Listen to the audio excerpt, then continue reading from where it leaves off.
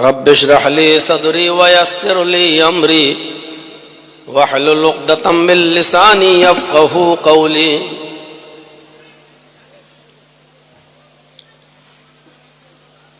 اس عظیم الشان اجلاس کے صدر محترم اور ناظم اجلاس، اسٹیج پر تشریف فرما موقر علماء کرام اور اس عظیم الشان جامعہ کے محترم سیکریٹری جناب جونی صاحب،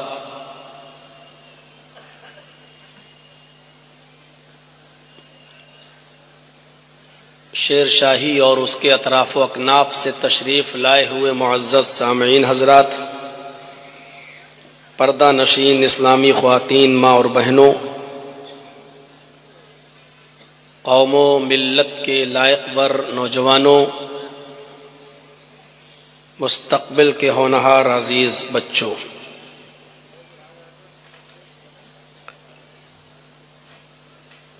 شیر شاہی کا یہ پروگرام بالخصوص اس جامعہ کا یہ پروگرام اپنی نوعیت کا ایک منفرد پروگرام ہوتا ہے. مینجمنٹ بہت اچھا ہوتا ہے اور ایک سسٹم کے تحت یہ کام انجام پاتا ہے. بنگال کے دوسرے جلسوں کی طرح ہو ہلڑ نہیں ہوتا ہے، شور و ہنگامہ نہیں ہوتا ہے، بہت ہی ڈسپلن کے ساتھ اجلاس منعقد کیا جاتا ہے اور اس کو آخری انجام تک پہنچایا جاتا ہے. اللہ کرے کہ اس سال کا بھی یہ پروگرام اپنی نوعیت کا منفرد پروگرام ہو اور بہت ہی بحسن خوبی اختتام پذیر ہو. جس مقصد کے تحت یہ اجلاس کیا گیا، اللہ رب العالمین ہمیں ان مقصد کے اندر کامیابی عطا فرمائے اور اس ادارے کے لیے، اس جامعہ کے لیے اور یہاں کے ذمہ داروں کے لیے دعا کرتا ہوں کہ اللہ رب العالمین ان کو نظر بد سے بچائے، ان کے رزق میں برکت عطا فرمائے اور حاسدوں کے حسد سے محفوظ رکھے اور اس جامعہ کو دن دونی اور رات چوگنی ترقی عطا فرمائے. 2 روزہ پروگرام کا آج پہلا دن ہے اور میں دونوں دن مدعو ہوں. آج کا یہ پہلا دن ہے پروگرام کا. ویسے تو یہ رات ہے لیکن پروگرام 2 دن کا ہے، اس مناسبت سے لفظ دن استعمال کیا جا رہا ہے. اللہ کرے کہ آج کی طرح کل کا بھی یہ پروگرام کامیاب رہے. میں نے قرآن کریم کی 21ویں پارے سے چند آیتوں کی تلاوت کی ہے اور اسی کی وضاحت کرنے کی کوشش کروں گا، اس امید کے ساتھ کہ آپ بغور سنیں گے اور اس دعا کے ساتھ کہ اللہ رب العالمین کہنے والے کو بھی اور سننے والوں کو بھی عمل کی پوری توفیق عطا فرمائے. اللہ رب العالمین نے ان آیات کے اندر فرمایا ہے اُتْلُ مَا أُوحِيَ إِلَيْكَ مِنَ الْكِتَابِ. دوسری چیز وَأَقِمِ الصَّلَاةَ. تیسری چیز إِنَّ الصَّلَاةَ تَنْهَىٰ عَنِ الْفَحْشَاءِ وَالْمُنكَرِ. اور چوتھی چیز وَلَذِكْرُ اللَّهِ أَكْبَرُ. ان 4 چیزوں کا تذکرہ کیا ہے. پہلی چیز کی میں وضاحت کر دوں اس کے بعد دوسری چیز کو میں اٹھاؤں گا، اتل ما اوحی الیک من الکتاب۔ اللہ تعالیٰ نے اپنے نبی جناب محمد رسول اللہ صلی اللہ علیہ وسلم کو حکم دیا ہے، اور آپ جانتے ہیں کہ اللہ جب اپنے نبی کو حکم دیتا ہے تو نبی کے لیے وہ حکم تو ہوتا ہے، لیکن وہ تعلیم نبی کی پوری امت کے لیے ہوتی ہے۔ نبی کے ذریعے اللہ پوری امت کو وہ پیغام پہنچانا چاہتا ہے۔ تو یہاں اللہ نے کہا اتلو ما اوحی الیک من الکتاب، اے محمد صلی اللہ علیہ وسلم آپ اس کتاب کی تلاوت کیجئے جو آپ کی طرف وحی کی گئی، جو آپ کی طرف نازل کی گئی، جو آپ کی طرف اتاری گئی۔ بالکل واضح ہے قرآن۔ پوائنٹ یاد رکھیے گا، اللہ نے تلاوت کا حکم دیا ہے، اللہ نے قرآن کو پڑھنے کے لیے نہیں کہا ہے۔ آج اس بات کو ہم سمجھیں گے کہ قرآن کا پڑھنا کیا ہوتا ہے اور قرآن کی تلاوت کیا ہوتی ہے۔ تو پہلی چیز کیا کہا اللہ رب العالمین نے فرمایا اتلو ما اوحی الیک من الکتاب، آئے محمد صلی اللہ علیہ وسلم، آئے میرے نبی، آپ اس کتاب کی تلاوت کیجئے جو آپ کی طرف وحی کی گئی، جو آپ کی طرف اتاری گئی، جو آپ کی طرف نازل کی گئی۔ وَأَقِمِ الصَّلَاةَ، دوسری چیز نماز قائم کیجئے۔ یہاں پر بھی ایک پوائنٹ یاد رکھیے گا، یہاں اللہ تبارک و تعالی نے نماز پڑھنے کے لیے نہیں کہا ہے، یہاں پر بھی اللہ نے نماز قائم کرنے کے لیے کہا ہے۔ نماز کا پڑھنا ایک الگ چیز ہوتی ہے اور نماز کا قائم کرنا ایک الگ چیز ہوتی ہے۔ اللہ نے نماز پڑھنے کے لیے نہیں کہا، اللہ نے نماز قائم کرنے کے لیے کہا ہے۔ اور اس کے آگے اللہ رب العالمین نے اس کا فائدہ بتایا، بینیفٹ بتایا کہ نماز کا بینیفٹ کیا ہے، نماز کا لابھ کیا ہے، نماز کا فائدہ کیا ہے۔ ان الصلاۃ تنہی عن الفحشاء والمنکر، نماز انسان کو فحش اور منکر کاموں سے روک دیتی ہے۔ فحش کہتے ہیں کھلی ہوئی اوپن برائیوں کو جو سب کے سامنے کی جاتی ہیں، ایسے گناہ جو سب کے سامنے کیے جاتے ہیں، یہ فحشا ہے۔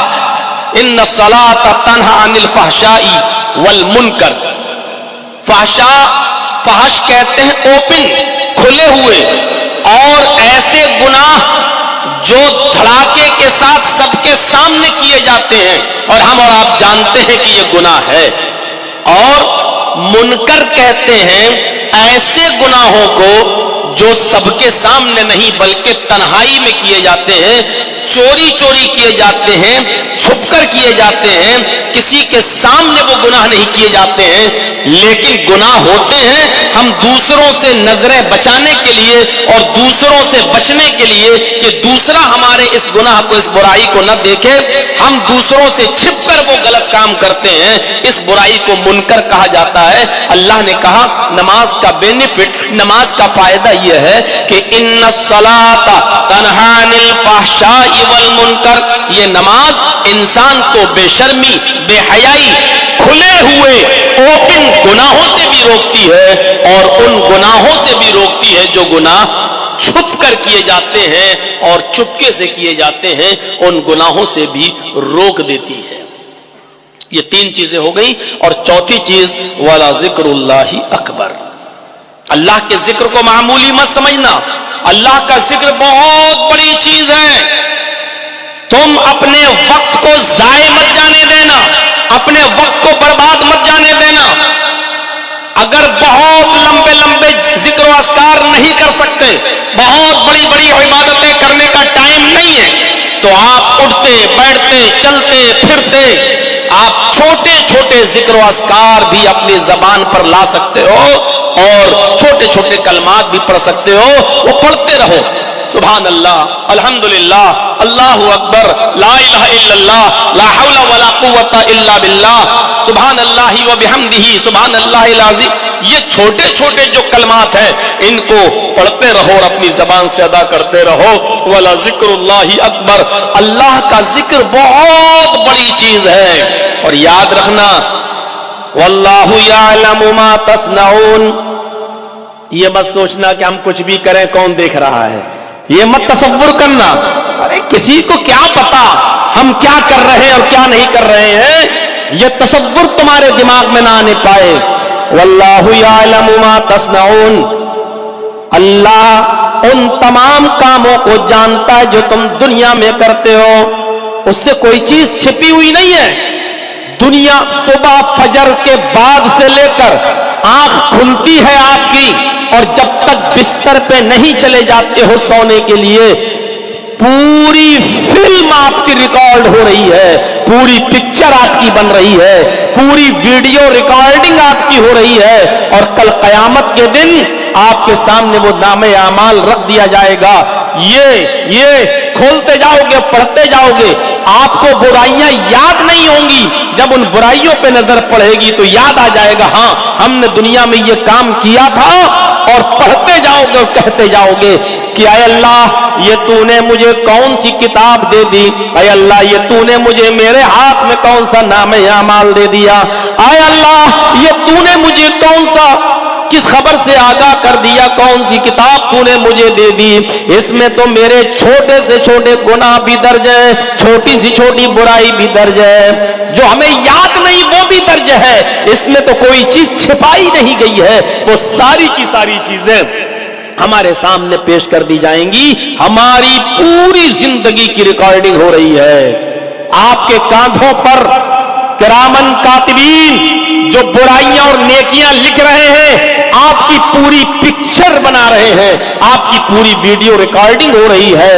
قیامت کے دن اللہ تمہاری زبانوں پر مہر لگا دے گا، منہ بند کر دے گا، تمہارے ہاتھ گواہی دیں گے ان گناہوں کی جو ان ہاتھوں سے کیے ہوں گے، تمہارے پیر گواہی دیں گے ان گناہوں کی جو تم نے اپنے پیروں سے چل کر کیے ہوں گے، تمہاری آنکھ گواہی دے گی ان گناہوں کی جو تم نے اس آنکھ سے دیکھا ہوگا، تمہارے کان گواہی دیں گے ان برائیوں کی جو تم نے اپنے ان کانوں سے سنا ہوگا، تمہارے جسم کا ایک ایک حصہ، باڈی کا ایک ایک پارٹ اللہ رب العالمین کے سامنے تمہاری اور ہماری پول کھول کے رکھ دے گا۔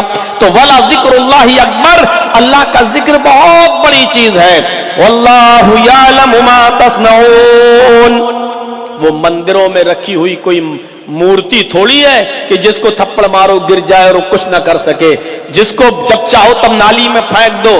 دیکھا ہوگا گنپتی کے موقع پر آپ نے، لوگ بمبئی میں دیکھیے اکثر جب گنپتی کا تیوہار آتا ہے ہندو بھائیوں کا، تو میرے پروگرام اس وقت بمبئی میں ہوتے ہیں، دیکھیے راستے جام ہو جاتے ہیں۔ عقل دیکھیے آپ، اپنے ہاتھ سے بنائیں گے، سجائیں گے، رنگیں گے، کلر کریں گے، پوتیں گے، بہت 18 20 میٹر کا گنپتی بنائیں گے، اور سب کچھ کرنے کے بعد پھر آخری دن لے جا کر کسی گنگا میں، ندی میں اتنی بری طریقے سے پھینکتے ہیں کہ صبح جائیے تو کسی کی گردن ٹوٹی پڑی ہے، کسی کا ہاتھ ٹوٹا پڑا ہے، کسی کا پیر ٹوٹا پڑا ہوا ہے۔ آپ دیکھیے، تو اللہ رب العالمین کی ذات کو آپ وہ تصور مت کیجئے۔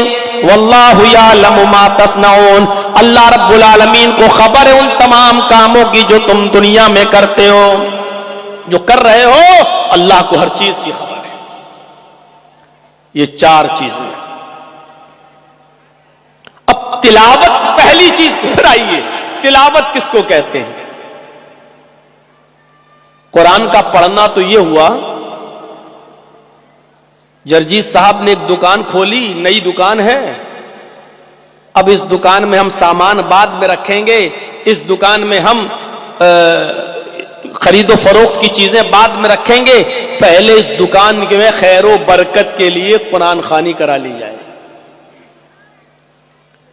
مدرسے کے چند بچوں کو بلا لیا یا گاؤں کے محلے کے چند لوگوں کو بلا لیا، اور سب کے ہاتھ میں ایک ایک پارا دے دیا، پڑھیے، اور لے کے بیٹھ گیا وہ وہاں. اعوذ باللہ من الشیطان الرجیم، بسم اللہ الرحمن الرحیم، الحمدللہ رب العالمین الرحمن الرحیم مالک یوم الدین. ہو گیا. غیر المغضوب علیہم ولا الضالین، بسم اللہ الرحمن الرحیم، الف لام میم ذالک الکتاب لا ریب فیہ. اس نے ایک پڑھ لیا، اس نے دوسرا پڑھ لیا، اس نے تیسرا پڑھ لیا، اس نے چوتھا پڑھ لیا. 30 پارے ایک دن میں ہو گئے. یہ ہے پڑھنا. ایک پڑھنا یہ ہے کہ رمضان میں ہم مہینہ آیا، پورے سال قرآن گھر میں رکھا رہا، کسی نے کھول کے نہیں دیکھا. رمضان کے مہینے میں روزہ قرآن پڑھ رہے ہیں. ہمیں اس ایک مہینے میں 3 پڑھنا ہے، 4 پڑھنا ہے، 5 پڑھنا ہے، کم سے کم ایک تو پڑھنا ہی ہے. بیٹھ گئے، الف لام میم ذالک الکتاب لا ریب فیہ ھدی للمتقین، پڑھنا شروع کر دیا اور ایک پارہ ختم. یہ ہے قرآن کا پڑھنا. یہاں اللہ نے یہ کہا کہ قرآن کی تلاوت کرو. تلاوت میں اور پڑھنے میں فرق ہے. پڑھنے کے لیے کہا ہی نہیں ہے، اللہ نے کہا تلاوت کرو. تلاوت کا معنی کیا ہوتا ہے؟ پہلے تو ہم اس کو لغوی معنی سے سمجھیں. عربی زبان میں تلا یتلو کا جو باب نشرہ سے آتا ہے، اس کا معنی ہوتا ہے پیچھے پیچھے چلنا. تلا یتلو کا معنی ہوتا ہے پیچھے پیچھے چلنا. اب اس کا ترجمہ میں یوں کرتا ہوں لغوی اعتبار سے، غور کیجئے گا. اُتْلُ مَا أُوحِیَ إِلَيْکَ مِنَ الْکِتَابِ، اے محمد صلی اللہ علیہ وسلم آپ اس کتاب کے پیچھے پیچھے چلیے جو آپ کی طرف اتاری گئی ہے. یہ لغوی معنی ہو گیا. پہلے میں نے ترجمہ کیا تھا اس کتاب کی تلاوت کیجئے جو آپ کے اوپر اتاری گئی ہے. اب میں نے لغوی ترجمہ کیا، اے محمد صلی اللہ علیہ وسلم آپ اس کتاب کے پیچھے پیچھے چلیے جو آپ کی طرف نازل کی گئی، جو آپ کی طرف اتاری گئی. پیچھے پیچھے چلنے کا مطلب ہوتا ہے نقش قدم پر چلنا. ایک بیٹا وہی کام کرے جو اس کا باپ کرتا ہے تو لوگ کیا کہتے ہیں؟ یہ بیٹا اپنے باپ کے نقش قدم پہ چل رہا ہے.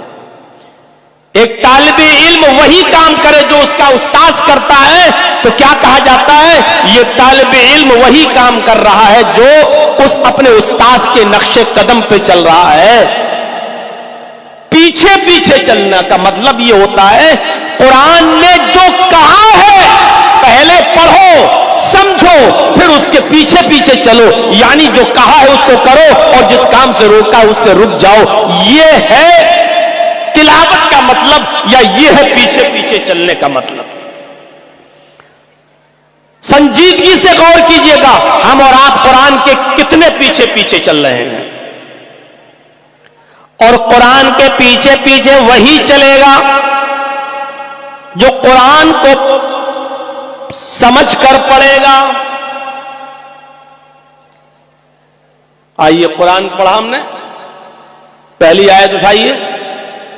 بسم اللہ کے بعد الحمدللہ رب العالمین. عمریں گزر گئیاں، کوئی 40 سال کا بیٹھا ہوگا، کوئی 50 سال کا بیٹھا ہوگا، کوئی 80 سال کا بیٹھا ہوگا. نمازیں پڑھتے ہوئے بھی ایک لمبی عمریں گزر گئیں. ابھی اس سے پوچھو کہ سورہ فاتحہ سنا تو سنا دے گا. اللہ اکبر کہو سورہ فاتحہ پڑھو، پڑھ دے گا. الحمدللہ رب العالمین الرحمن الرحیم مالک یوم الدین ایاک نعبد و ایاک نستعین اہدنا الصراط المستقیم صراط الذین انعمت علیہم غیر المغضوب علیہم ولا الضالین. ابھی سنا دے گا. اب اس سے یہ پوچھو پڑھ تو لیا تو نے، لیکن یہ بتاؤ کہ الحمد کے معنی کیا ہوئے؟ خاموش. یا بتا دے گا ساری تعریفیں. اب اس سے پوچھو کہ الحمد میں الف لام کیسا آیا ہے؟ یہ الف لام کون سا ہے؟ نہیں معلوم. اس سے پوچھو کہ یہ تمام کا لفظ جو آ رہا تمام تعریفیں اللہ کے لیے، یہ ساری تعریفیں اللہ کے لیے، یہ ساری کا اور تمام کا لفظ کہاں ہے عربی میں؟ الحمد کے معنی تو تعریف کے ہوتے ہیں، یہ تمام کا لفظ کہاں ہے؟ ساری کی ساری تعریفیں اللہ کے لیے کہاں ہے؟ ابھی نہیں معلوم. اب اس سے پوچھو کہ الحمد کے بعد للہ آیا ہے، الحمدللہ، یہ للہ کیوں ہوا ہے؟ اس سے پوچھو کہ اللہ نے کبھی قرآن میں اللہ کہا، کبھی اللہ کہا، کبھی اللہ ہی کہا، ایسا کیوں ہے؟ کبھی کہا ان اللہ علی کل شیء قدیر، ان اللہ، یہاں ان اللہ کے اللہ کہا ہے۔ کبھی آپ آیت الکرسی پڑھیں گے تو اللہ ہے، اللہ لا الہ الا هو الحی القیوم۔ اس سے پوچھو کہ کبھی اللہ آ رہا، کبھی اللہ، اور کبھی اللہ ہی، للہ ما فی السماوات و ما فی الارض، کبھی للہ، ایسا کیوں؟ نہیں معلوم۔ اس سے پوچھو کہ جب اللہ آ ہی چکا تھا تو پھر رب لانے کی ضرورت کیا تھی؟ الحمدللہ رب العالمین، پھر رب کیوں لایا گیا؟ اور جب رب لایا گیا تو رب کے ساتھ رب المسلمین کیوں نہیں کہا گیا؟ رب المومنین کیوں نہیں کہا گیا؟ یہاں رب العالمین کا لفظ کیوں آیا ہے؟ ایک آیت بھی اگر ہم نے سمجھ کر پڑھی ہو تب تو ہم جانیں کہ قرآن میں لکھا کیا ہے۔ ہم قرآن کے پیچھے پیچھے چلیں گے کیسے؟ کیسے چلیں گے؟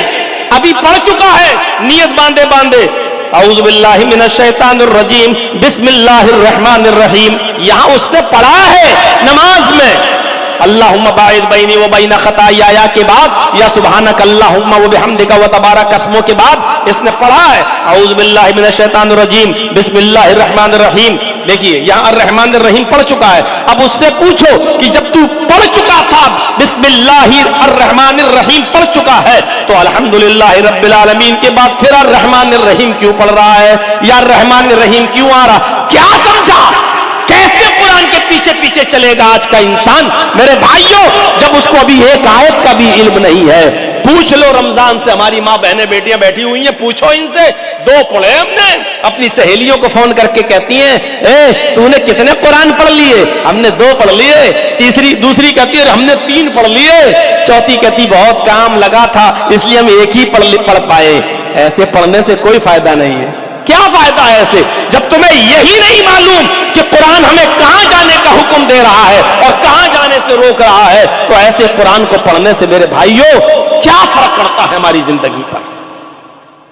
ایک چٹیل میدان ہے، چکنا پہاڑ ہے، اس کے اوپر بارش آتی ہے، پانی گرتا ہے، اوپر گرا نیچے بہ گیا، اس پہاڑ کو کوئی فائدہ نہیں ملتا۔ کیوں؟ وہ چکنا ہے، بارش اس کے اوپر آئی اور بہ گئی۔ اور ایک زمین ہے آپ کی کچی زمین، اس پر بارش ہوئی، زمین نے پانی کو چوس لیا، جذب کر لیا، پھر اس پانی سے ہریالی پیدا ہوتی ہے، اس زمین سے ہری بھری سبزی پیدا ہوتی ہے، اور کچھ مہینوں کے بعد سبزی دوسروں کے گھروں میں کٹ کے پہنچ جاتی ہے، سب اس سے فائدہ، یعنی زمین بھی پانی سے فائدہ اٹھا رہی ہے، اور پھر پھل بھی اور سبزی بھی پیدا کر رہی ہے، پھر وہ سبزی دوسروں کو بھی کھانے کو مل رہی ہے۔ ایسا بنو کہ قرآن خود جذب کرو، قرآن پر خود عمل کرو، اور تمہارے علم سے قرآن کی آیتوں سے پھر دوسرے لوگ بھی فائدہ حاصل کریں، دوسرے لوگوں کو بھی فائدہ پہنچے۔ یہ ہے قرآن کو کی تلاوت کا مطلب۔ اُتْلُ مَا أُوحِيَ إِلَيْكَ مِنَ الْكِتَابِ، اس کتاب کے پیچھے پیچھے چلو جو آپ کی طرف اتاری گئی، جو آپ کی طرف نازل کی گئی۔ حضرت عائشہ صدیقہ سے کسی نے پوچھا کہ امی عائشہ، اللہ کے نبی کے اخلاق کیسے تھے؟ اللہ کے رسول کے اخلاق کیسے تھے؟ اخلاق کریکٹر، سوبھاؤ، اللہ کے نبی کے اخلاق کیسے تھے؟ تو انہوں نے جواب یہ دیا، کیا تم قرآن نہیں پڑھتے؟ غور کیجیے، یہاں لفظ پڑھنا اچھا بھی لگ رہا ہے، ابھی بتاؤں گا میں۔ آئے امی عائشہ، اللہ کے نبی کا اخلاق کیا تھا، کیسا تھا؟ تو حضرت عائشہ کہتی ہے کیا تم قرآن نہیں پڑھتے؟ کہا کیوں نہیں پڑھتا ہوں؟ فرمایا قرآن کی جیتی جاگتی تصویر تھے، یعنی قرآن میں جو لکھا ہے اگر دیکھنا ہے کہ قرآن میں کیا لکھا ہے تو وہ محمد رسول اللہ کی زندگی کو دیکھ لے۔ آپ کا اٹھنا، بیٹھنا، لیٹنا، سونا، جاگنا، کھانا، پینا، شادیاں، چلنا، یہ تمام نماز، روزہ، حج، زکوٰۃ، پڑوسیوں کے ساتھ حسن سلوک، بیواؤں کے ساتھ حسن سلوک، کافروں کے ساتھ حسن سلوک، قیدیوں کے ساتھ حسن سلوک، بچوں کے ساتھ، بوڑھوں کے ساتھ، یتیموں کے ساتھ، یہ تمام چیزیں آپ کے جو دیکھنے میں آتی ہے یہ اللہ کے رسول صلی اللہ علیہ وسلم قرآن سے سیکھتے ہیں، یعنی قرآن کی ہو تصویر ہے، عملی تصویر ہے قرآن کی، یعنی قرآن میں جو لکھا ہے وہ دیکھنا ہو تو محمد رسول اللہ کی زندگی پر نظر ڈال لو، یعنی قرآن کے مطابق چلنا۔ آپ قرآن کے مطابق چلا کرتے تھے، آپ قرآن کے مطابق اپنی زندگی گزارا کرتے تھے، یہ تھا نبی اکرم کا اخلاق۔ ہمارا اخلاق کیا ہے؟ ابھی جلسہ ختم ہوگا، ابھی سائیکل اٹھانے میں ہم لڑنے لگیں گے، ایسے کر ویسا کر، یہ ابھی جلسہ ختم ہونے کے بعد ہم اس حد تک گر جائیں گے کہ ابھی ہم لڑنا شروع کر دیں گے نکلتے وقت۔ پہلے ہم نکالیں گے، ارے تو ایسے کر، تو ویسے کر، سائیکلیں نکالنے میں ہم لوگ لڑنے لگتے ہیں۔ حضرت عائشہ صدیقہ کہتی ہیں جو کچھ قرآن میں لکھا ہے وہی نبی اکرم کے اخلاق تھے۔ اُتْلُ مَا أُوحِیَ إِلَیْکَ مِنَ الْکِتَابِ، اس کتاب کی تلاوت کیجئے جو نازل کی گئی، جو اتاری گئی آپ کے اوپر۔ کبھی آپ سعودیہ جائیں حج کرنے یا عمرہ کرنے، ویسے اب تو ویزا عام ہو گیا ہے، پہلے صرف مکہ مدینہ اور جدہ تک ہی جا سکتے تھے آپ، لیکن اب تو عمرے کے ویزے سے آپ پورا سعودی عرب بھی گھوم سکتے ہیں، اب تو ویزا عام کر دیا ہے۔ تو آپ جائیے گا طائف کی سرزمین پر، یا آپ چلے جائیے گا حائل یا بریدہ یا دمام کی طرف۔ میں گیا ہوں، وہاں کچھ ہمارے ساتھی لوگ ہم کو اونٹنی کا دودھ پلانے کے لیے لے گئے کہ چلیے آپ چلیں۔ ہم نے تو کبھی پیا نہیں تھا، تھوڑا سا اندر سے بھی ایسا لگ رہا تھا کہ پی کے کیا پتا کیسا ہوگا، لیکن لے گئے۔ وہاں ایک چھوٹا سا بچہ تھا اونٹنی کا، تو وہ دیہاتی جو دودھ دوہتے تھے اونٹنی کا اور فوراً پلاتے تھے، اونٹنی کا دودھ فوراً جیسی اس کے تھن سے نکالا جائے ویسے ہی آپ کو پینا پڑے گا۔ اگر آپ نے تھوڑی دیر کے لیے رکھ دیا تو اس میں اتنے کیڑے پیدا ہو جاتے ہیں کہ آپ اس کو دے کر پھر دودھ پی نہیں سکیں گے۔ تو وہ دیہاتی جو تھا، اعرابی جو دیہاتی تھا، بدوی، وہ اونٹنی جو بچہ دیتی ہے، بچہ اس کا ایک بچہ تھا، تو وہ بچہ اپنی اونٹنی کے پیچھے پیچھے چل رہا تھا، اس بچے کو کہہ رہا تھا تل تل تل۔ تو میں نے وہاں کے لوگوں سے پوچھا جو ہم کو دودھ پلانے کے لیے لے کے گئے، یہ تلب تلب کیا چلا رہا ہے؟ تو وہ لوگ کہتے ہیں ہاں کچھ جگہ تلب بولتے ہیں، کچھ جگہ تلب بولتے ہیں، یہ تلب ہے تلب ایک ہی چیز ہے۔ تو ہم نے کہا اس کا کیا مطلب ہے؟ تو کہا یہ اونٹنی کے بچے کو تلب بولتے ہیں، یہ بچہ اپنی ماں کے پیچھے پیچھے چلتا ہے، یعنی ماں جہاں چارہ چگنے جا رہی ہے، کھانے جا رہی ہے، یہ بچہ بھی ماں کے ساتھ جا رہا ہے۔ یہ ماں تھوڑی 10 قدم آگے بڑھی، یہ بچہ اپنی ماں کے ساتھ چلا گیا۔ جو بچہ اپنے ماں کے پیچھے پیچھے چلتا ہے اس بچے کو تلب کہتے۔ میرے دماغ میں ایک دم آ گیا، جب اس بچے کو تلب کہا جاتا ہے کیونکہ یہ بچہ اپنے ماں کے پیچھے پیچھے چلتا ہے، تو جنگل کے خطرناک جانوروں سے وہ محفوظ رہتا ہے، جنگل کے خطرناک جانوروں سے وہ بچا ہوا رہتا ہے، اس لیے عرب کے لوگ اس بچے کو تلب کہتے ہیں۔ اور اسی سے مشتق، اسی سے بنا ہے تلاوت۔ جس طرح اونٹنی کا بچہ اپنی ماں کے پیچھے پیچھے چل کر خطرناک جانوروں کے خطرے سے محفوظ ہو جاتا ہے، اسی طریقے سے قرآن کی تلاوت کرنے والا، قرآن کے پیچھے چلنے والا دنیا کی تمام سرکش اور ناکارہ اور ظالم قوموں سے اپنے آپ کو بچا لیتا ہے، اپنے آپ کی حفاظت کر لیتا ہے۔ جس طرح اونٹنی کا بچہ اپنی ماں کے پیچھے چلتے ہوئے اپنی جان کو خطرناک جانوروں سے محفوظ کر لیتا ہے، اسی طریقے سے قرآن کے پیچھے چلنے والا انسان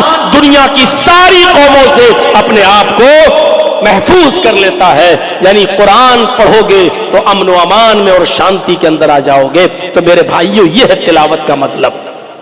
تلاوت کرو گے تو یہاں رمضان میں کھڑے ہو جاؤ عشاء کے بعد اور ایک ہی دن میں پورا قرآن ختم کر لو۔ امام صاحب کھڑے ہو گئے، اللہ اکبر، اور چلائی راجدھانی ایکسپریس، غیر المغضوب علیہم ولا الضالین تک تو صحیح چلی۔ اس کے بعد میں الف لام میم، الف لام میم بھی سمجھ میں آ جاتا ہے، اس کے بعد کا الفاظ اسپیڈ نہیں سمجھ میں آتی۔ ذالک الکتاب لا ریب فیہ ھدی للمتقین الذین یؤمنون بالغیب ویقیمون الصلاۃ ومما رزقناہم ينفقون تنفقون یعلمون تعلمون کے علاوہ پھر آپ کو کچھ سمجھ میں نہیں آئے گا.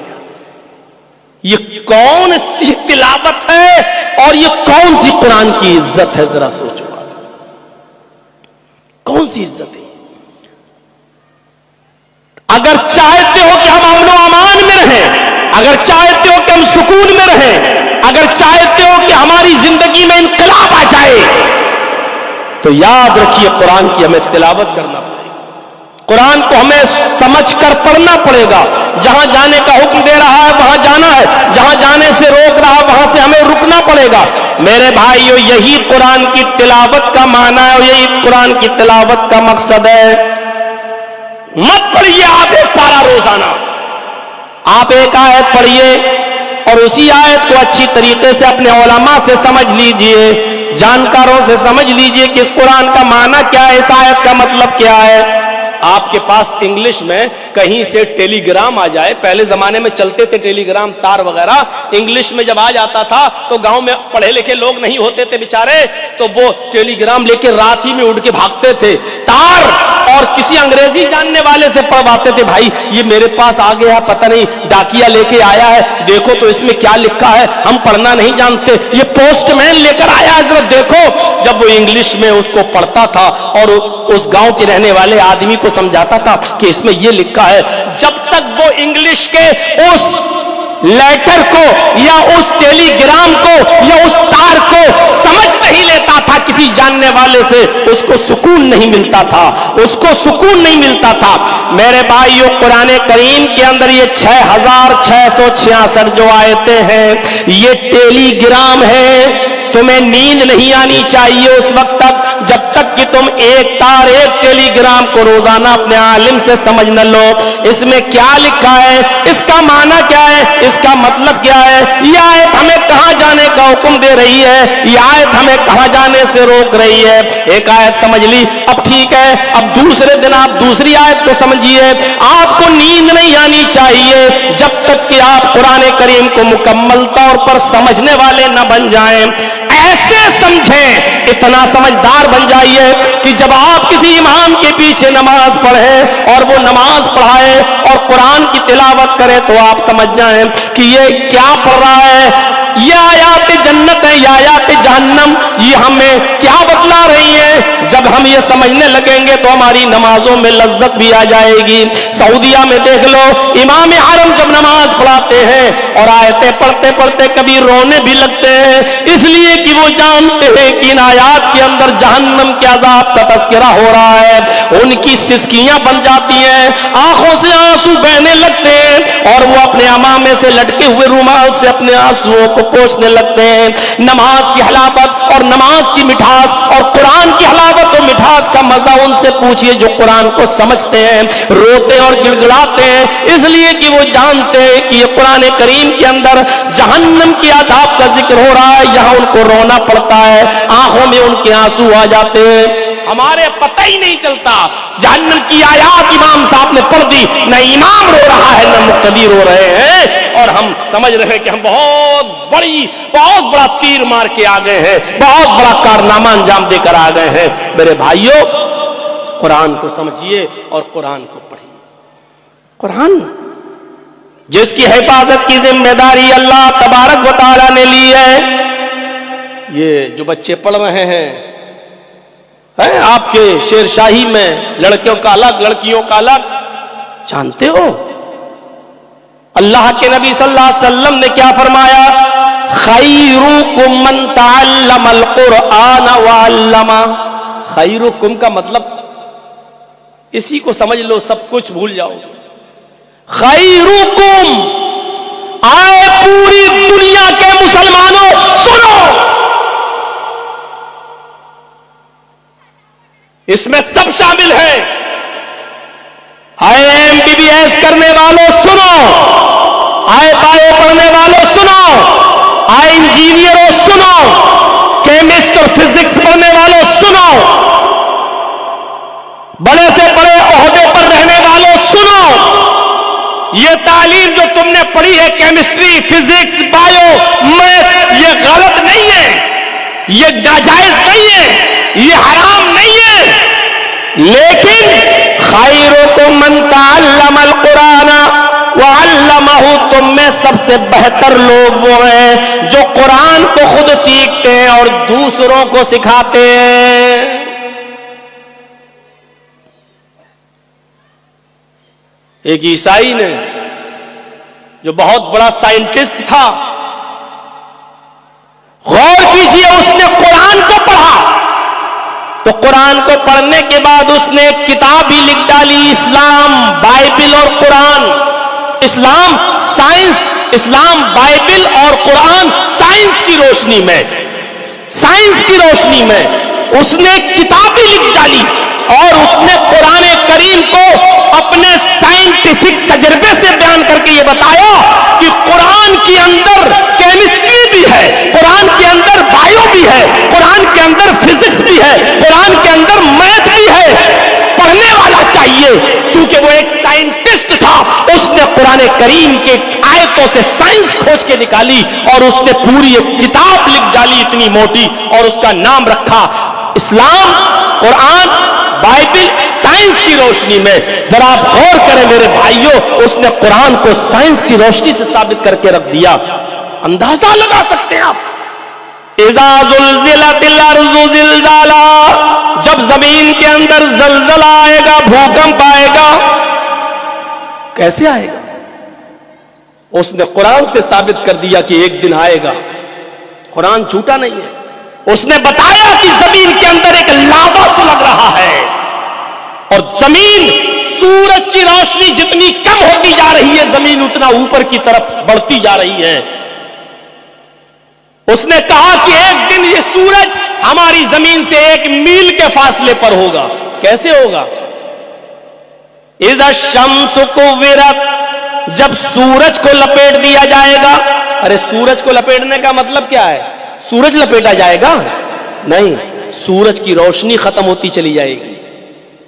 جیسے جیسے سورج کی روشنی کم ہوتی جائے گی، زمین اپنے پراڑیوں کو، اپنی مخلوق کو زندہ رکھنے کے لیے جتنی سورج کی گرمی کی ضرورت پڑے گی اتنی اوپر اڑتی چلی جائے گی۔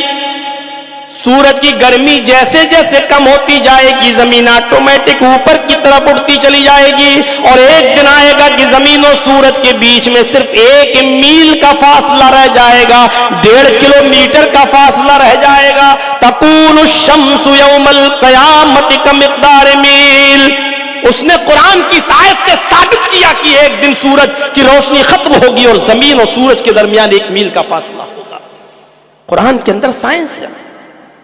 زمین میں لاوا پھیل جائے گا، اور زمین کا وہ لاوا پھٹے گا جس سے زمین ڈگمڈول ہو جائے گی، زمین ہلے گی، اور جب زمین میں بھوکمپ آئے گا تو زمین اپنے خزانے کو نکال کر باہر پھینک دے گی۔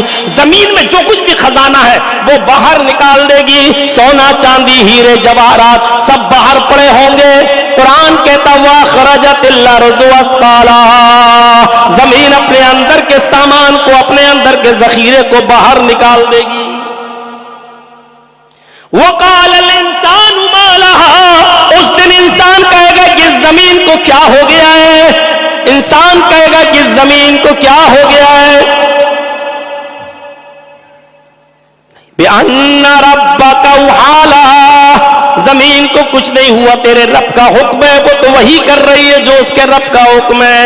یومئذ یصدر الناس اشتاتا لیروا اعمالهم، انسانوں کے نام اعمال کھول دیے جائیں گے۔ اس دن وہ دیکھ لے گا کہ ہم نے ذرہ برابر نیکی کی ہوگی تو اس کو بھی، اور ذرہ برابر برائی کی ہوگی اس کو بھی۔ یومئذ یصدر الناس اشتاتا لیروا اعمالهم، وہ اپنے اعمال کو دیکھ لے گا۔ اس سے پہلے اللہ نے کہا یومئذ تحدث اخبارها، زمین اپنے اندر بیتے ہوئے لوگوں کے حالات بیان کرے گی، گزرے ہوئے لوگوں کے حالات بیان کرے گی۔ زمین بولے گی اللہ میری چھاتی پر کھڑے ہو کر اس نے شراب کا اڈا کھلوایا تھا، اللہ میری چھاتی پہ کھڑے ہو کر اس نے کیرم بورڈ کا اڈا کھلوایا تھا، اللہ میری چھاتی پہ کھڑے ہو کر اس نے فلم ہال کا اڈا کھلوایا تھا، اللہ میری چھاتی پہ کھڑے ہو کر اس نے مسجد بنائی تھی، اللہ میرے سینے پر بلڈوزر چلا کر اور کھود کھاد کر اس نے مدرسے کو تعمیر کیا۔ مسلمانوں کے اچھے برے حالات بیان کرے گی. پہلے زمانے میں سمجھا نہیں جاتا تھا. وہ سائنٹسٹ لکھتا ہے اپنی کتاب کے اندر، اسلام بائبل اور قرآن سائنس کی روشنی میں، اس کتاب کے اندر وہ آدمی لکھتا ہے کہ زمین کا بولنا یہ محال لگتا ہے، لیکن زمین بے جان ہے، وہ کیسے بولے گی؟ اس نے کہا ریڈیو بے جان ہے، کیسے بولتا ہے؟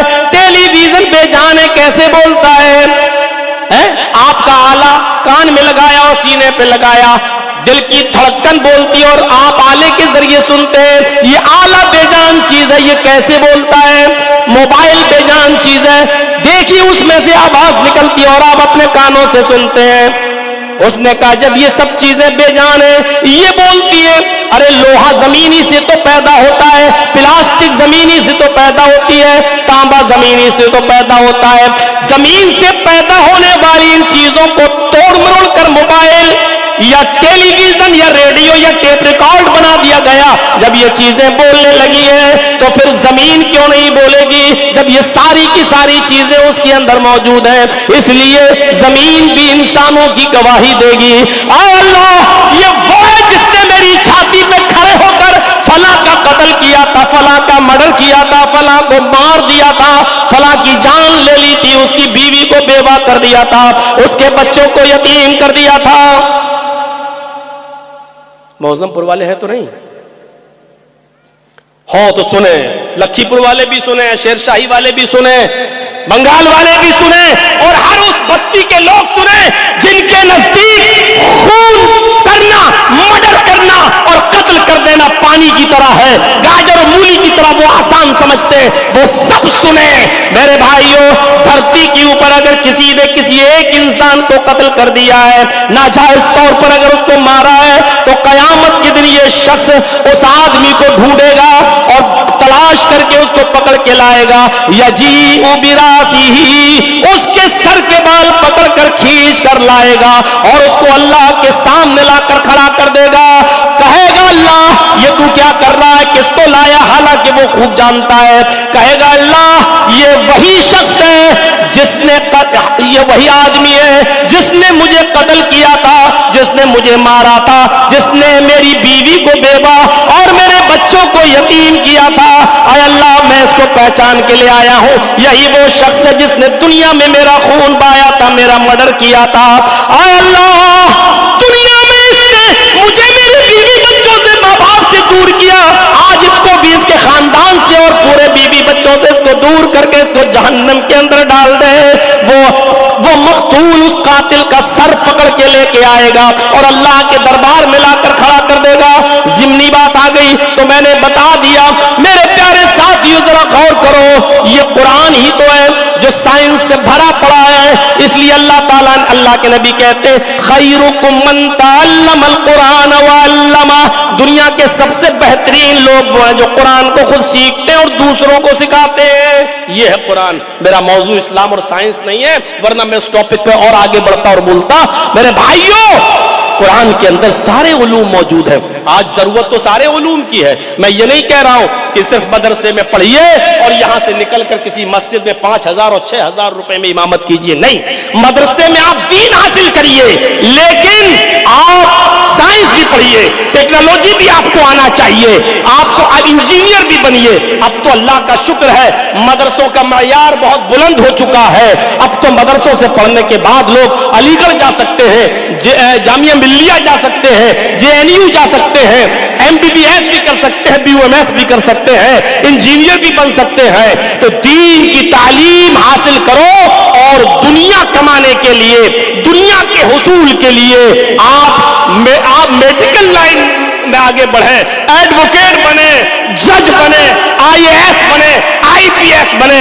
آج ضرورت ہے آپ کو اور فیلڈ میں آگے نکلنے کی. لیکن میرے بھائیوں اللہ کی قدرت کو نہ بھولیں اور اللہ کی نعمتوں کو نہ بھولیں. دوسری تعلیمات سے انسان اتنا غافل ہو جاتا ہے کہ بڑے بڑے میں نے انجینئروں کو دیکھا ہے، بڑے بڑے میں نے فلاسفر کو دیکھا ہے کہ اسکول کی اور کالج کی پڑھائی پڑھنے کے بعد بھی ان کو پیشاب کرنے کی تمیز نہیں آئی ہے. بیچ سڑک پر नाली के किनारे खड़े होकर पैंट की चैन खोलकर जिस अंदाज से पेशाब करते हैं, हम उसको किस जानवर से उसकी मिसाल दें कि लोगों को बुरा न लगे। मेरे भाइयों, ठीक है, बगैर नाम कहे हुए भी सब कुछ कहा जा सकता है। आप समझ सकते हैं कि कौन से जानवर हैं, किस तरीके से कैसे पेशाब करते हैं। अरे उन जानवरों में फिर भी तमीज है। जो खड़े होकर पेशाब करता है वो भी एक पैर उठा लेता है ताकि छींटे ना आए। हमसे ज्यादा कम से कम पेशाब की छींटों से बचने की अकल उस जानवर के अंदर मौजूद है, लेकिन हम दोनों पैरों को जमीन पर रख के और पेशाब करते हैं कि उसकी छींटे हमारे कपड़ों पे आए। हमें यूनिवर्सिटी और कॉलेजेस की जिंदगी से इतनी भी तरबियत नहीं मिली।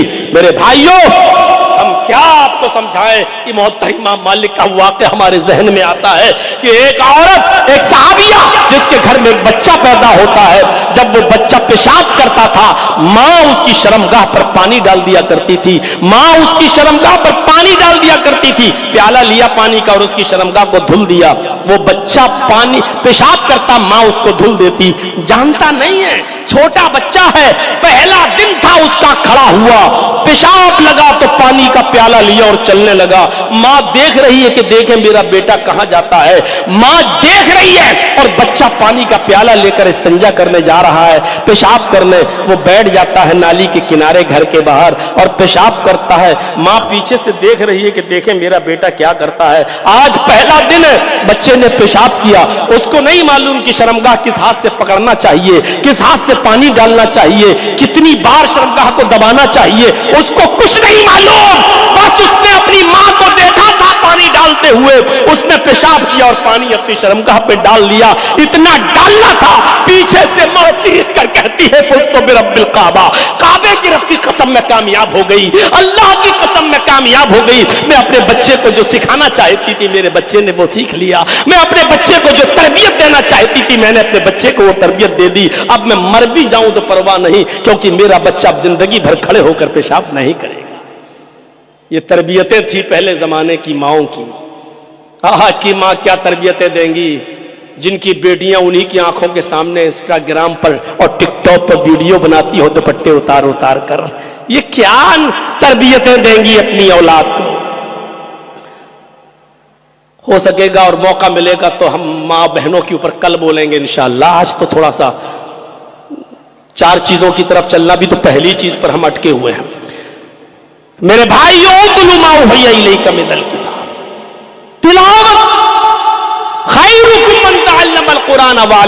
दुनिया में सबसे बेहतर लोग वो है जो कुरान को सीखते और सिखाते।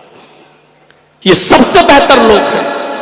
अब्दुल्ला इब्न अब्बास छोटे से थे, छोटे से हजरत उमर जब मजलिस शूरा बुलाया करते थे और बड़े बड़े सहाबा को जब बुलाते थे तो ये बच्चा भी आता था, हजरत अब्दुल्ला इब्न अब्बास।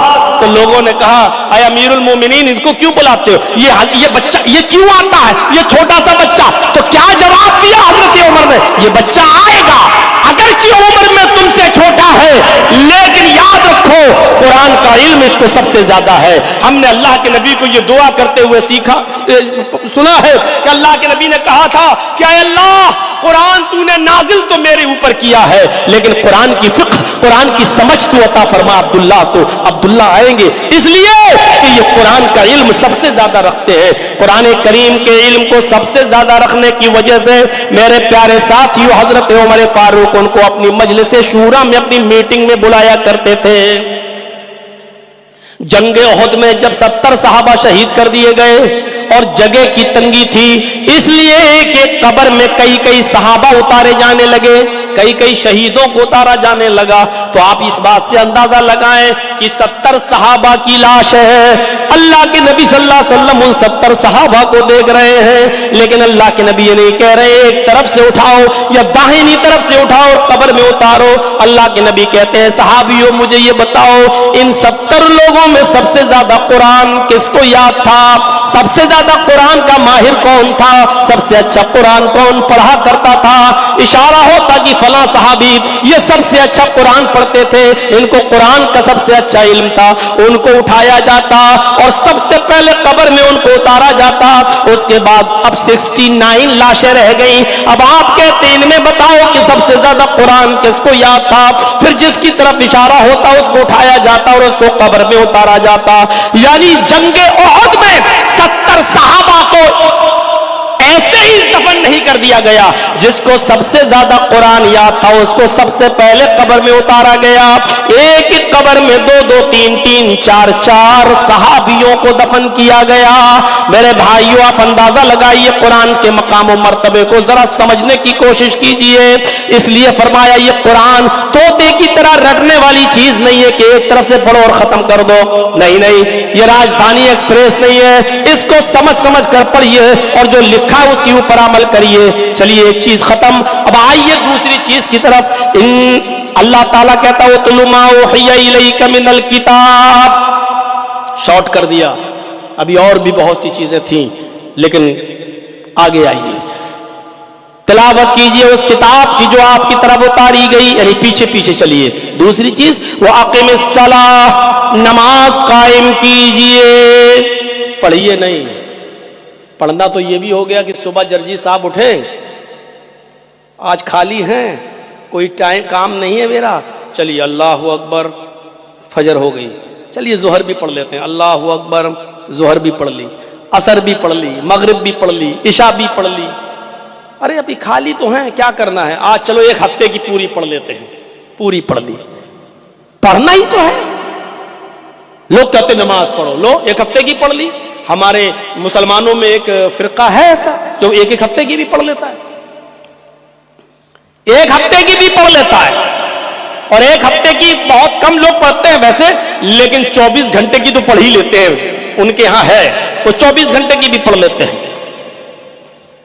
یہ پڑھنا نہیں ہے، نماز کو قائم کرنا ہے. قائم. اور نماز کا قیام کیا ہے معلوم؟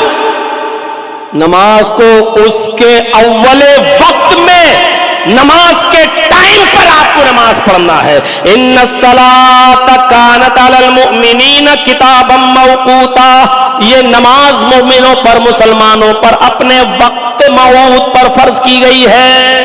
اپنے وقت پر فرض ہے. صرف سفر میں آپ کو اجازت ہے کہ 2 نمازیں ایک کر سکتے ہو. ہیں؟ ظہر کے ساتھ عصر ملا سکتے ہو، مغرب کے ساتھ عشاء ملا سکتے ہو. بس 2 نمازوں کو ایک کرنے کا مطلب یہ بھی نہیں کہ فجر اور ظہر ملا لو. فجر اور ظہر نہیں ملا سکتے ہو. اور 2 نمازوں کو ایک کرنے کا مطلب یہ بھی نہیں کہ عصر اور مغرب ملا لو. عصر اور مغرب بھی نہیں ملا سکتے ہو. 2 نمازوں کو ایک کرنے کا مطلب سفر میں یہ بھی نہیں کہ عشاء اور فجر ایک ساتھ پڑھ لو اور رات میں جلسہ سن کے جاؤ، 2 بجے 1 بجے جب ختم ہو اور بستر پہ سو جاؤ. فجر کی نماز تو آپ نے عشاء میں پڑھی لی تھی اس لیے اب سوتے رہو اور صبح 10 بجے اٹھو. یہ بھی اس کا مطلب نہیں ہے. آپ کو فجر کی نماز اپنے وقت پہ پڑھنا ہی پڑے گی. آپ کو عصر کی نماز اپنے وقت پہ پڑھنا ہی ہے. عصر اور مغرب ایک ساتھ نہیں ملا سکتے ہیں. آپ صرف سفر میں 2 نمازیں ایک ساتھ ملا سکتے ہیں، ظہر اور عصر کو ایک ساتھ، مغرب اور عشاء کو ایک ساتھ. عشاء اور فجر نہیں مل سکتی، فجر اور عشاء نہیں مل سکتی. عشاء مغرب اور عشاء تو مل سکتی ہے لیکن عشاء اور فجر نہیں ملا سکتے ہو. اور فجر اور ظہر نہیں ملا سکتے ہو. یہ یاد رکھیے آپ، عصر اور مغرب نہیں ملا سکتے ہو. صرف ظہر، عصر، مغرب اور عشاء، یہ 2 نمازیں ایک ساتھ اور وہ 2 نمازیں ایک ساتھ سہولت کے طور پر اتنی اجازت دے دی ہے. یا آپ کے گاؤں میں بارش ہو رہی ہے اور آپ مسجد میں ہیں، مغرب کا وقت ہے، آپ مغرب کے اذان کے بعد نماز کے ساتھ عشاء بھی پڑھ لیجئے اور جب بارش بند ہو جائے تو چلے جائیے. اجازت ہے کہ بارش کے موقع پر آپ مغرب کے ساتھ عشاء پڑھ لیں یا ظہر کے ساتھ عصر بھی پڑھ لیں. بارش کے دنوں میں اتنی اجازت دی ہے شریعت نے. تو میرے بھائیوں، اسلام میں سہولت ہے لیکن بقیہ نمازیں آپ کو اپنے وقت پہ پڑھنا پڑیں گی. مسافر نہیں ہے اور بارش نہیں ہے، کوئی عذر نہیں ہے تو آپ کو یہ نمازیں اپنے وقت پر پڑھنا پڑیں گی. ان الصلاۃ کانت علی المؤمنین کتابا موقوتا. یہ نماز اپنے وقت کے اوپر ہمیں اور آپ کو پڑھنا ہے. حضرت انس کا واقعہ آیا ہے، امام احمد اپنی مسند میں نقل کرتے ہیں، بڑا پیارا واقعہ ہے، اس واقعے کو سن لیجئے تو ہم اور آپ ذرا سوچنے پر مجبور ہو جائیں گے۔ حضرت انس نے ایک لمبی عمر پائی، حضرت انس ابن مالک نے ایک لمبی عمر پائی، اور اتنی عمر پائی انہوں نے کہ یہ حضرت عمر ابن عبدالعزیز کے وقت بھی موجود تھے۔ حضرت انس رضی اللہ تعالیٰ عنہ نے ایک لمبی عمر پائی، حدیثوں کو پڑھا، صحابہ کرام کی زندگی کو دیکھا کہ یہ ظہر کب پڑھتے ہیں، عصر کب پڑھتے ہیں، مغرب کب پڑھتے ہیں، فجر کب پڑھتے ہیں، عشاء کب پڑھتے ہیں، ان کے سامنے یہ سارا نقشہ تھا۔ لیکن جب عمر ابن عبدالعزیز کو خلیفہ بنایا گیا اور جب وہ لوگوں کو نماز پڑھانے لگے تو حضرت انس بھی ان کے پیچھے نماز پڑھنے لگے۔ لیکن کبھی کبھی ایسا ہوتا تھا کہ حضرت انس مسجد میں پہلے پہنچ جایا کرتے تھے، اور حضرت انس جب مسجد میں پہلے پہنچ جایا کرتے تھے تو اپنی نماز پڑھ کر نکل جاتے تھے اور چلے جایا کرتے تھے۔ حضرت عمر ابن عبدالعزیز بعد میں آتے تھے اور لوگوں کو نماز پڑھاتے تھے۔ نہیں معلوم کہ کس نے پڑھی کس نے نہیں پڑھی، کچھ لوگوں نے شکایت کی، امیر المومنین اے عمر ابن عبدالعزیز، انس کا معاملہ تو بڑھتا جا رہا ہے۔ کہا کیا معاملہ ہے؟ کہا انس کبھی تو آپ کے پیچھے نماز پڑھ لیتے ہیں اور کبھی آپ سے پہلے نماز پڑھ کے چلے جاتے ہیں، عجیب معاملہ ہے۔ ایسا بھی نہیں کہ وہ ہمیشہ پہلے پڑھتے ہو، کبھی پہلے پڑھ لیتے ہیں اور کبھی وہ آپ کے ساتھ جماعت کے ساتھ نماز پڑھتے ہیں۔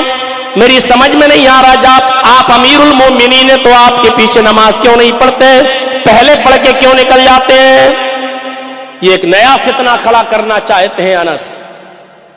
حضرت عمر ابن عبدالعزیز نے کہا میں نے تمہاری بات سن لی، ٹھیک ہے اب ان سے بھی پوچھ لیتا ہوں، دیکھیں کیا مجبوری ہے، یعنی ایک طرفہ بات نہیں سننی چاہیے۔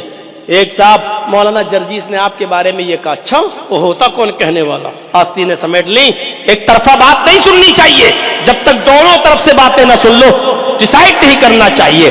میرے بھائیوں، حضرت عمر ابن عبدالعزیز نے کہا ٹھیک ہے شکایت والو، میں نے تمہاری شکایت سن لی، اب ان کو بھی بلاتا ہوں، دیکھیں وہ کیا کہتے ہیں، ان کی بھی کیا صفائی ہے۔ بلایا گیا، حضرت انس کو مسجد میں بلایا جاتا ہے۔ عصر کی نماز کے بعد عمر ابن عبدالعزیز نے سوال کیا، اے انس مجھے شکایت ملی ہے کہ تم اس مسجد میں نماز پڑھنے تو آتے ہو، لیکن کبھی کبھی تو تم میرے پیچھے نماز پڑھتے ہو اور کبھی کبھی تم مجھ سے پہلے بھی نماز پڑھ کے نکل جاتے ہو، آخر اس کی وجہ کیا ہے؟ تم میرے پیچھے نماز نہیں پڑھتے ہو اور پہلے پڑھ کے نکل جاتے ہو، لیکن یہ بھی سچ ہے کہ تم میرے پیچھے بھی نماز پڑھتے ہو، کبھی کبھی تم میرے پیچھے پڑھتے ہو اور کبھی کبھی تم پہلے پڑھ کے نکل جاتے ہو۔ حضرت انس جواب دیتے امیر المومنین، اے عمر ابن عبدالعزیز، اے خلیفہ صاحب، بالکل صحیح سنا ہے آپ نے، میں جھوٹ نہیں بول سکتا ہوں، میں نے کبھی آپ کے پیچھے بھی نماز پڑھ لیتا ہوں اور کبھی پہلے آ کر نماز پڑھ کر چلا جاتا ہوں، آپ کا انتظار نہیں کرتا، جماعت کا انتظار نہیں کرتا، آپ نے جو کچھ بھی سنا ہے بالکل صحیح سنا ہے، آپ کے شکایت کرنے والے میری آپ کے سامنے جو شکایت کیے ہیں وہ بالکل صحیح شکایت کیے ہیں۔ عمر ابن عبدالعزیز نے کہا کیوں یہ فتنہ پھیلا رہے ہو؟ اگر تم آج اکیلے نماز پڑھو گے تو کل دوسرا بھی تمہیں دیکھ کر اکیلے نماز پڑھے گا، پھر پرسوں کوئی تیسرا بھی پڑھے گا، پھر ذاتی طور پر کل میرا کوئی دشمن ہوگا یا میرا کوئی ورودی ہوگا، وہ میرے پیچھے نماز پڑھنے سے منع کر دے گا، ایک نیا فتنہ کھڑا ہو جائے گا، پھر تم کیسے میرے پیچھے نماز پڑھتے ہو اور کبھی مجھ سے پہلے پڑھ کے نکل جاتے ہو، ایک نیا فرقہ، ایک نیا فتنہ کھڑا کیوں کر رہے ہو تم؟ جواب دو۔ یہاں جو جواب دیا حضرت انس نے، سنو شیر شاہی والوں سنو، اطراف کے لوگوں سنو، آس پاس کے لوگوں سنو، اور یوٹیوب کے ذریعے کل انشاءاللہ پوری دنیا میں یہ آواز پہنچ جائے گی۔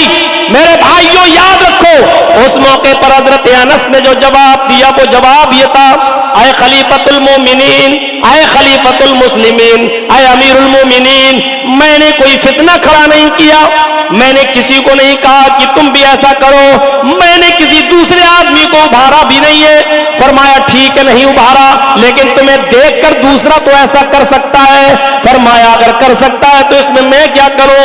فرمایا تم پہلے جواب دو کہ تم کبھی کبھی اکیلے پڑھ کے پہلے کیوں نکل جاتے ہو؟ عمر ابن عبدالعزیز کو حضرت انس جواب دیتے ہیں، امام احمد اپنی مسند میں نقل کرتے ہیں، حضرت انس کہتے ہیں اے امیر المومنین، میری آنکھیں جناب محمد رسول اللہ کے نماز کے اوقات کو پہچانتی ہیں، میری آنکھوں نے محمد رسول اللہ کے نماز کے ٹائم کو دیکھا ہے، میری آنکھوں نے محمد رسول اللہ کا نماز کا وقت دیکھا ہے، میری آنکھیں جانتی ہیں کہ محمد رسول اللہ فجر کب پڑھتے تھے، ظہر کب پڑھتے تھے، عصر کب پڑھتے تھے، مغرب کب پڑھتے تھے، عشاء کب پڑھتے تھے، میری آنکھیں محمد رسول اللہ کی نماز کے اوقات کو پہچانتی ہے، نماز کے ٹائم ٹیبل کو اچھی طریقے سے جانتی ہے، اگرچہ گھڑیوں کا زمانہ نہیں تھا لیکن میری آنکھیں ٹائم ٹیبل کو اچھی طریقے سے پہچانتی ہے۔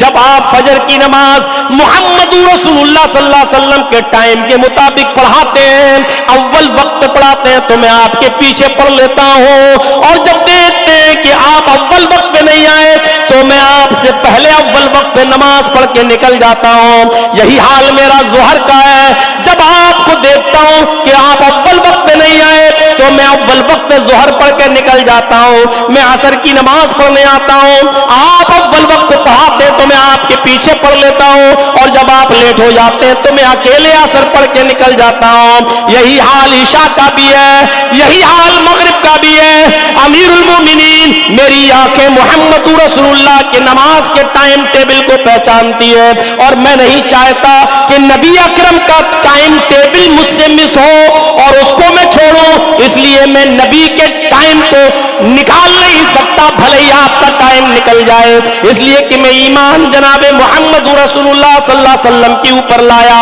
امیر المومنین، آپ ہر نماز اول وقت پہ پڑھانا شروع کر دیجئے، میں آپ کے پیچھے ایک بھی نماز ترک نہیں کروں گا، اور ساری نمازیں میں آپ کے پیچھے پڑھوں گا۔ اس سے پتہ چلتا ہے میرے بھائیوں کہ اول وقت نماز پڑھنے کی اہمیت کیا ہے۔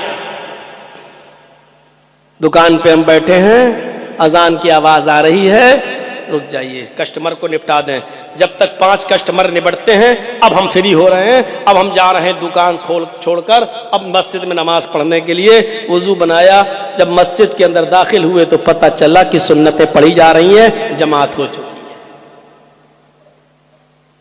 یہی حال ہمارا ہے۔ ابھی تک ہم اذان کے مقصد کو نہیں سمجھ پائے۔ اذان کس لیے ہوتی ہے؟ ابھی کسی کو کھڑا کر کے پوچھو کہ اذان کس لیے ہوتی ہے، بھی کھڑا ہو کے کہے گا نماز کے لیے۔ یہی سمجھا ہے اس نے۔ میرے بھائی، نماز کے لیے اگر اذان ہوتی تو ڈائریکٹ یہ ہوتا حیا علی الصلاۃ، آؤ نماز کے لیے۔ حیا علی الصلاۃ تو بہت بعد میں کہا جا رہا ہے، پہلے تو یہ جملہ ادا کیا جا رہا ہے اللہ اکبر اللہ اکبر۔ یہ اللہ اکبر کا نماز سے کیا تعلق ہے؟ کوئی ہے سوچے گا؟ یہ اللہ اکبر کا نماز سے کیا کنیکشن ہے؟ اس کا مطلب یہ ہے، اے کسان اگر تو کھیتی کر رہا ہے، اے ڈاکٹر اگر تو کلینک پہ بیٹھا ہے، اے سرجن اگر تو آپریشن کر رہا ہے، اے شاپ والے اگر تو اپنی شاپ پر بیٹھ کر دکانداری کر رہا ہے، کوئی چیز خرید رہا اور بیچ رہا ہے، اے بزنس کرنے والے تو اپنی بزنس سے جڑا ہے، اللہ سب سے بڑا ہے۔ اللہ اکبر اللہ اکبر۔ اللہ تیرے کھیت سے بڑا ہے، اللہ تیری دکان سے بڑا ہے، اللہ تیرے ہاسپٹل سے بڑا ہے، اللہ تیری کلینک سے بڑا ہے، اللہ تیری دکان سے بڑا ہے، اللہ تیرے کسٹمر سے بڑا ہے۔ اگر تو اللہ کو بڑا مانتا ہے، سب کو اسی حال میں چھوڑ دے اور مسجد کی طرف چلا جا۔ اگر تو اللہ کو سب سے بڑا مانتا ہے تو ابھی جا۔ جس نے اپنے کسٹمر کو نپٹایا، جس نے اپنے مریضوں کو نپٹایا، جس نے اپنے کھیت کا کام پورا کرنے کے بعد نماز پڑھنے آیا اور پھر وہ مسجد میں آیا، اب اس نے نماز پڑھی تو جماعت نکل گئی، اس کا مطلب یہ ہے کہ اس نے اپنے کھیت کو بڑا جانا، اس نے اپنے ہاسپٹل کو بڑا مانا، اس نے اپنی دکان کو بڑا جانا، اس نے اپنے بزنس کو اور اپنے کاروبار کو بڑا جانا، اس نے اللہ کو بڑا ہی نہیں جانا۔ میرے پیارے ساتھیوں، یہ ہے اللہ اکبر، اللہ اکبر کا مطلب۔ اب غور کرو، کل سے اللہ کو بڑا ماننا ہے، سب کچھ اسی حال میں چھوڑنا ہے اور سیدھے مسجد کی طرف جانا ہے۔ ہاں، صرف دو چیزیں چھوڑی دو چیزوں کا خیال رکھا جا سکتا ہے، اور وہ بھی کیا؟ اگر آپ کو اسی موقع پر قضاء حاجت کی ضرورت ہے، پیشاب یا پخانے کی ضرورت ہے، تو اذان ہونے کے بعد بھی پہلے آپ اس سے فارغ ہوں گے، پہلے آپ لیٹرین کے لیے جائیں گے، پہلے آپ پیشاب کرنے کے لیے جائیں گے۔ وہاں جانے کے بعد آپ کو دقت ہو گئی، لیٹرین کرنے میں 10-15 منٹ لگ گئے، آپ کو قبض کی شکایت ہے، دیر سے آپ فارغ ہوئے، وضو بناتے بناتے جماعت چلی گئی، تو اب تمہارے اوپر کوئی گناہ نہیں ہے، اس لیے کہ حکم اللہ کے نبی نے ایکسٹرا الگ سے دیا ہے کہ تم قضاء حاجت سے پہلے فارغ ہو جاؤ اور اس کے بعد میں تم نماز پڑھنے جاؤ۔ جماعت ملتی ہے تو پڑھ لو، چھوٹتی ہے تو بعد میں ادا کر لو، اب آپ کو کوئی گناہ نہیں پڑے گا۔ دوسری چیز یہ ہے کہ آپ کی بیوی نے، آپ کی بیٹی نے، آپ کی بہن نے آپ کے سامنے کھانا رکھ دیا ہے، اور جیسی کھانا آپ کے سامنے آیا، آپ نے چاول، بھات، دال، سبزی، روٹی جیسی دسترخوان پہ لگی ہے، اور ایسی آواز آتی ہے اللہ اکبر، اللہ اکبر، تو اب آپ کھانا چھوڑ کر مت جاؤ، اس وقت تم کھانا کھا لو، پیٹ بھر کر کھانا کھاؤ۔ اگر کھانا کھاتے ہوئے جماعت چھوٹ جائے تو کوئی نقصان نہیں ہے، تمہیں گناہ نہیں پڑے گا، چونکہ کھانا حاضر ہو چکا ہے۔ ان دو چیزوں کے علاوہ تیسری کوئی چیز ایسی نہیں ہے میرے بھائیوں کی جس کے لیے نماز کو ترک کیا جائے، جس کے لیے جماعت کو ترک کیا جائے، جس کے لیے نماز چھوڑی جائے۔ کھیلو کیرم بورڈ، خریدو لاٹری کا ٹکٹ، کیا فرق پڑتا ہے؟ جب روح نکلے گی تب پتا چلے گا۔ فَلَوْلَا إِذَا بَلَغَتِ الْحُلْقُومَ، ملک الموت روح کو کھینچے گا، پیروں سے نکالے گا، تلوے سے کھینچے گا، نیچے سے کھینچتے کھینچتے ایڑی تک روح آئے گی، پھر کھینچے گا پنڈلی تک روح آئے گی، پھر کھینچے گا گھٹنے تک روح آئے گی، پھر کھینچے گا ران تک روح آئے گی، کھینچتے کھینچتے کمر تک یہ روح آئے گی، پھر کھینچے گا سینے تک روح آئے گی، کھینچتے کھینچتے حلق تک روح آ جائے گی، اور یہی وہ دردناک منظر ہے۔ فَلَوْلَا إِذَا بَلَغَتِ الْحُلْقُومَ، جب یہ روح پیروں سے نکلتے نکلتے ملک الموت کھینچتے کھینچتے تیرے حلق تک آ جائے گا، تیرے نرکھرے تک آ جائے گا، تیری گردن تک، تیرے حلق تک آ جائے گا، آنکھیں ٹن جائیں گی، کھلی رہ جائیں گی، ملک الموت کو اپنی آنکھوں سے دیکھو گے، ملک الموت کے پاس کھڑے فرشتے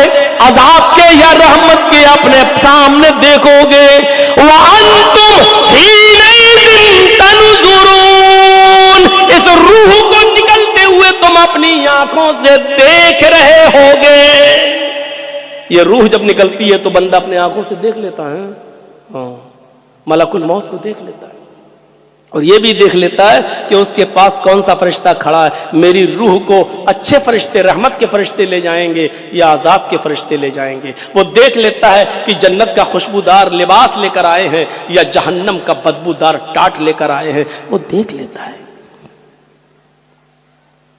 میں نے زندگی میں صرف ایک ہی موت دیکھی ہے قریب سے، اور وہ بھی اپنے فادر کی، اپنے ابو کی، ہاسپٹل کے موقع پر، آخری وقت میں وہیں تھا،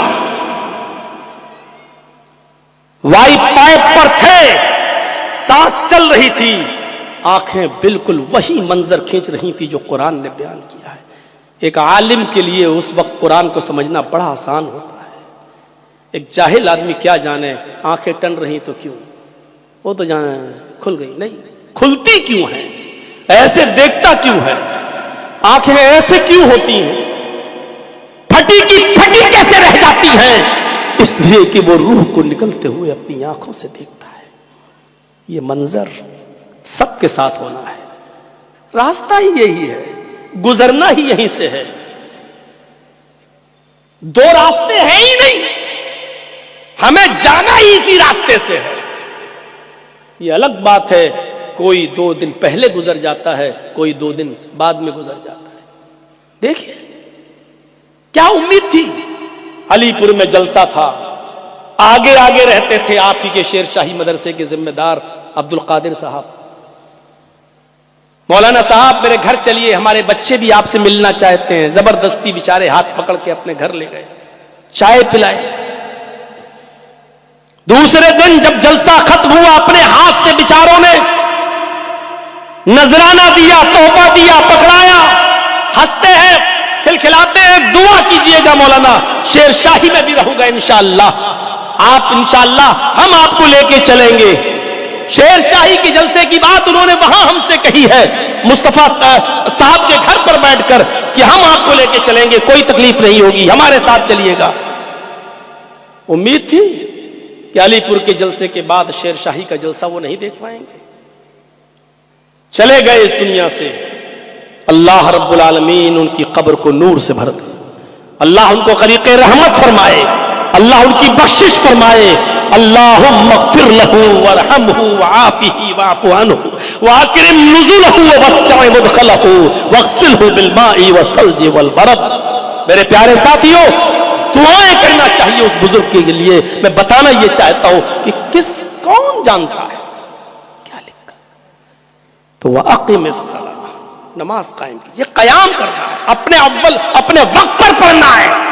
نماز اذان ہوتے ہی آپ کو مسجد کی تیاری کرنا ہے، اب آپ کو کیرم بورڈ نہیں کھیلنا ہے، اب آپ کو India Pakistan, India Australia, India Bangladesh کا میچ نہیں دیکھنا ہے، سب 2 اوور رہ گئے اس کو دیکھ لیں۔ جہاں 2 اوور دیکھنے کے چکر میں آپ رہے اور جب تک آپ مسجد میں گئے جماعت ختم، معاف کیجئے گا ایسا جماعت کو چھوڑنا شریعت نے جائز نہیں بتایا ہے، اس لیے جماعت کا اہتمام کیا جائے اور اول وقت میں نماز پڑھی جائے۔ ان الصلاۃ کانت علی المؤمنین کتابا موقوتا، اور یہ یاد رکھیے گا نماز میں رخصتی تو ہے، نماز میں سہولت تو ہے، لیکن نماز معاف کسی حال میں نہیں ہے، یہ یاد رکھیے گا۔ اگر آپ کھڑے ہو کر پڑھنے کی طاقت نہیں رکھتے بیماری کی وجہ سے، تو آپ کو بیٹھ کر پڑھنے کی اجازت ہے۔ بیٹھ کے پڑھنے میں بھی دقت ہے تو لیٹ کے پڑھ لو، لیٹ کے پڑھنے میں بھی دقت ہے کروٹ سے پڑھ لو، کروٹ سے بھی دقت ہے تو ٹیک لگا کر صرف زبان ہلا ہلا کے پڑھ لو۔ اگر اس میں بھی دقت ہے وضو بنانے میں تو تیمم کر کے پڑھ لو میرے بھائیوں، اور تیمم کی بھی اجازت ہے، اگر نہیں کر پا رہے ہو مٹی سے بھی نقصان ہے تو دل میں ہی وضو کی نیت کر لو، لیکن نماز اس حال میں بھی پڑھنا ہے۔ پیشاب کی تھیلی لٹکی ہوئی ہے، پیشاب آپ کو ہو رہا ہے، استنجا نہیں کر پا رہے ہیں، آپ کے نلی پڑی ہوئی ہے، اس حال میں بھی آپ کو نماز پڑھنا ہے، اس لیے کہ آپ کی عذر ہے یا آپ کی مجبوری ہے۔ نماز کی حالت میں بھی اگر پیشاب نکل رہا ہے اس تھیلی میں تب بھی کوئی فرق نہیں پڑے گا، لیکن نماز تمہیں اس حال میں بھی پڑھنا ہے۔ بیٹھ کے پڑھو، ٹیک لگا کے پڑھو، اور نوجوانوں ذرا سوچو، پیشاب کی نلی لگی ہے پھر بھی پڑھنا ہے، آپریشن ہو چکا ہے، ڈاکٹر نے لیٹرین کا راستہ بدل دیا ہے، کینسر ہو گیا ہے، لیٹرین کا راستہ بدل دیا ہے، یہاں تھیلی لٹکی ہوئی ہے، نماز کا ٹائم ہے، آپ ہوش و حواس میں ہو تب بھی نماز پڑھنا ہے۔ نماز کسی بھی حال میں معاف نہیں ہے۔ حضرت عمر کا پیٹ پھٹ چکا ہے، کھنجر لگا ہے، دودھ پیتے پیٹ سے نکل جاتا، شہد کھاتے پیٹ سے نکل جاتا، پانی پیتے پیٹ سے نکل جاتا۔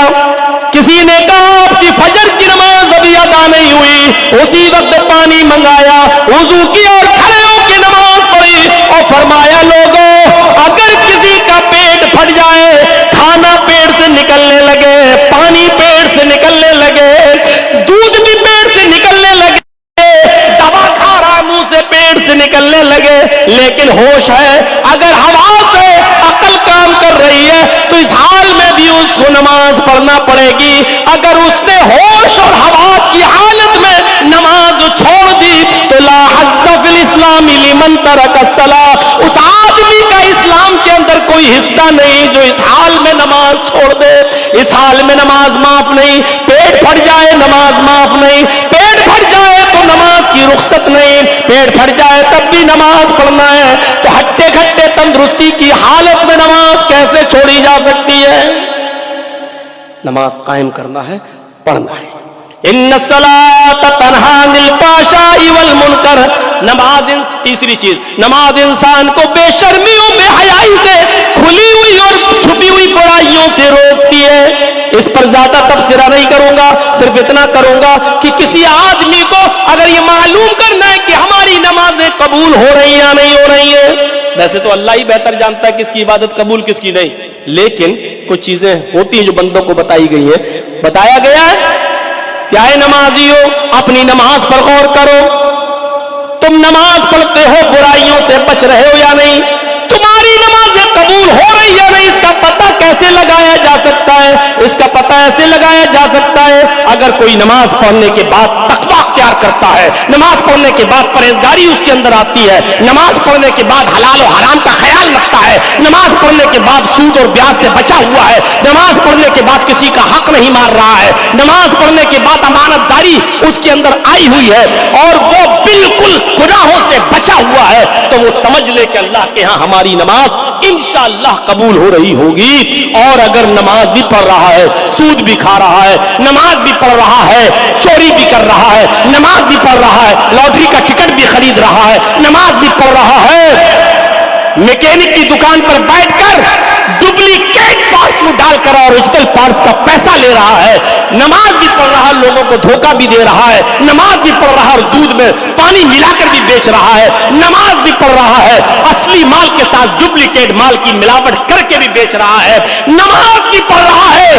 اپنی بیٹی اور بہن کا حق بھی مار کے کھا رہا ہے, نماز بھی پڑھ رہا ہے, اپنے بیٹوں کو وراثت میں حق دے کر اپنی بیٹیوں کی شادی کرا کے بیٹیوں کو وراثت سے محروم کر رہا ہے, نماز بھی پڑھ رہا ہے اور یہ سارے کام کر رہا ہے, تو سمجھ لو کہ اس کی نماز اللہ کی بارگاہ میں قبول نہیں ہو رہی ہے. کیونکہ نماز تو انسان کو بے شرمی, بے حیائی, کھلی اور چھپی ہوئی برائیوں سے روکتی ہے. یہ انسان غور کرے, ہر نمازی غور کرے کہ نماز پڑھنے کے بعد اس کے اندر کتنا تقویٰ پیدا ہوا. ایک صحابی ایمان لائے, بڑے غریب, بہت ہی غریب, اور اسلام لائے. اسلام لانے کے بعد اللہ کے رسول سے ہاتھ ملایا, اشہد ان لا الہ الا اللہ واشہد ان محمدًا عبدہ ورسولہ. کہا اللہ کے نبی اب کیا کروں؟ آپ نے کہا جاؤ نماز پڑھو. اب وہ 5 وقت کا نمازی بن گیا. جیسے اس نے نماز پڑھنا شروع کی, اس کی اونٹوں کی ریوڑ ہو گئی, بکریوں کی لائن لگ گئی, اس کی کھیتی باڑی بڑھ گئی, اس کے پاس دولت اناپ شناپ آنے لگی, پیسہ ہی پیسہ. وہ اللہ کے نبی کے پاس آیا اور کہنے لگا اللہ کے نبی غضب ہو گیا. کہا کیا ہوا؟ کہ جب سے میں نے نمازیں پڑھنا شروع کی یہ چیزیں میرے پاس آنے لگیں. اے اللہ کے رسول, اونٹوں کی لائن لگ گئی, بکریوں کا ریوڑ تیار ہو گیا, کھیتی باڑی ہمارے پاس ہو گئی, ہمارے پاس دولت کا انبار لگ گیا. اے اللہ کے رسول مجھے یہ سب نہیں چاہیے. آپ نے کہا ہے, اور ہم یہ پوچھتے ہیں مولانا صاحب اتنی نمازیں پڑھتے پھر بھی اللہ برکت نہیں دے رہا. سوچ دیکھیے وہ کیا کہہ رہے ہیں کہ اللہ کے رسول یہ سب نہیں چاہیے. آپ نے کہا کیوں؟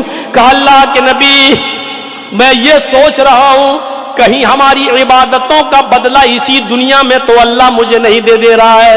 ایسا تو نہیں کہ آخرت میں مجھے اس کے ثواب سے محروم کر دے, آخرت میں کہیں مجھ سے جنت چھین لے اور جہنم میں داخل کر دے. اے اللہ کے نبی اللہ سے دعا کیجئے, اس دنیا میں مجھے یہ سب نہیں چاہیے, مجھے اپنی عبادتوں کا انعام قیامت کے دن چاہیے, جنت کی شکل میں چاہیے. غور کیجئے میرے بھائیوں, ان کی سوچ کیا تھی اور ہماری سوچ کیا ہے. ہماری سوچیں بدل گئی اور ان کی سوچیں کیا تھی. تو ان الصلاۃ تنہی عن الفحشاء والمنکر, نماز انسان کو بے شرمی و بے حیائی سے روک دیتی ہے. اور چوتھی چیز کی طرف آ جائیے, وَلَا ذِكْرُ اللَّهِ اکبر، اللہ کا ذکر بہت بڑی چیز ہے۔ میرے بھائیوں، اٹھتے بیٹھتے چلتے پھرتے آپ اپنی زبان سے کچھ نہ کچھ پڑھتے رہیے، اللہ کا ذکر کرتے رہیے، اپنی زبان کو خالی مت رکھیے۔ کیا کرتے ہو؟ اس کی برائی، اس کی برائی، اس سے بہتر ہے کہ سبحان اللہ پڑھ لو، اس سے بہتر ہے کہ الحمدللہ پڑھ لو۔ زمین و آسمان بھر دیتا ہے یہ سبحان اللہ الحمدللہ۔ آپ کو معلوم ہے لا الہ الا اللہ کتنا بڑا ورد ہے؟ اللہ کے نبی فرماتے ہیں کہ لا الہ الا اللہ کو ترازو کے پلڑے پہ رکھ دیا جائے اور پوری دنیا کو، زمین و آسمان کو دوسرے پلڑے پہ رکھ دیا جائے اور ترازو اٹھائی جائے تو لا الہ الا اللہ کا پلڑا جھک جائے گا اور زمین و آسمان کا پلڑا اٹھ جائے گا۔ غور کرو کتنی بڑی، کتنی وزنی، کتنی بھاری عبادت ہے یہ لا الہ الا اللہ۔ ہم معمولی جملہ سمجھتے ہیں لا الہ الا اللہ، لا الہ الا اللہ، ارے یہی تو وہ جملہ ہے جو انسان کو نہ پڑھنے پر جہنمی بنا دیتا ہے، اور یہی تو وہ جملہ ہے جو پڑھنے پر انسان کو جنتی بنا دیتا ہے۔ غور کرو 70 سال اور 80 سال تک گناہ کرنے والے لوگوں نے، گناہ کرنے والوں نے 80 سال کی عمر میں پڑھا لا الہ الا اللہ، اللہ کے نبی نے کہا اللہ نے اس کو جہنم کی آگ سے بچا لیا۔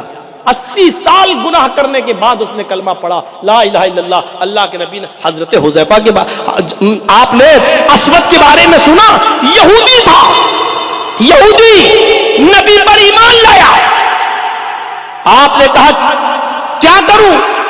اسود نے کہا کیا کروں؟ آپ نے کہا بینا نماز کا وقت ہے کہ میں تجھے یہ کہوں نماز پڑھو؟ ابھی تو نماز کا وقت بھی نہیں ہے، تو ابھی اسلام لایا ہے۔ سنو 9 بجے کے آس پاس اسلام لایا، 9 بجے کے آس پاس دن میں اسلام لایا۔ کہنے لگا اللہ کے نبی اب اسلام تو لایا، کام کیا کروں؟ آپ نے کہا ابھی تو کوئی نماز کا وقت بھی نہیں ہے کہ میں تجھ کو نماز کے لیے کہوں، رمضان کا مہینہ بھی نہیں ہے کہ میں تجھے روزہ رکھنے کے لیے کہوں، حج کا مہینہ بھی نہیں ہے کہ میں تجھے حج کرنے کے لیے کہوں۔ ایسا کر، میرے صحابہ فلاں جگہ جہاد کر رہے ہیں، تو بھی جہاد میں شامل ہو جا، تو بھی کافروں سے لڑ۔ اس نے تلوار سنبھالی، گھس گیا میدان جنگ میں۔ صحابہ کو بھی نہیں معلوم یہ کون ہے، کیونکہ وہ تو نبی پر ایمان لایا ہے، نبی کے سامنے لایا۔ صحابہ تو پہلے سے لڑ رہے ہیں، وہ کافروں میں گھس گیا، کئی کافروں کو مارا اور مارتے مارتے مارتے مارتے لڑتے لڑتے خود شہید ہو گیا، قتل ہو گیا۔ صحابہ پہچان نہیں پا رہے کون آدمی ہے، لڑائی تو میری طرف سے لڑ رہا تھا، لیکن اس کو کیا کروں؟ اس کو دفناؤں یا اس کو کافروں کے حوالے کروں؟ ہم اس کو جانتے نہیں ہیں۔ اللہ کے نبی کو بلایا گیا، اللہ کے نبی صلی اللہ علیہ وسلم فرماتے ہیں ارے یہ تو اسود ہے، ارے ابھی تھوڑی دیر پہلے اسلام لایا، ابھی تھوڑی دیر پہلے اس نے کلمہ پڑھا۔ غور کرو میرے بھائیو، اللہ کے نبی فرماتے ہیں تمہارا ایمانی بھائی ہے، ابھی تھوڑی دیر پہلے اس نے کلمہ پڑھا۔ یہ پہلا وہ شخص ہے جس نے ایک بھی وقت کی نماز نہیں پڑھی پھر بھی اللہ اس کو جنت دے گا۔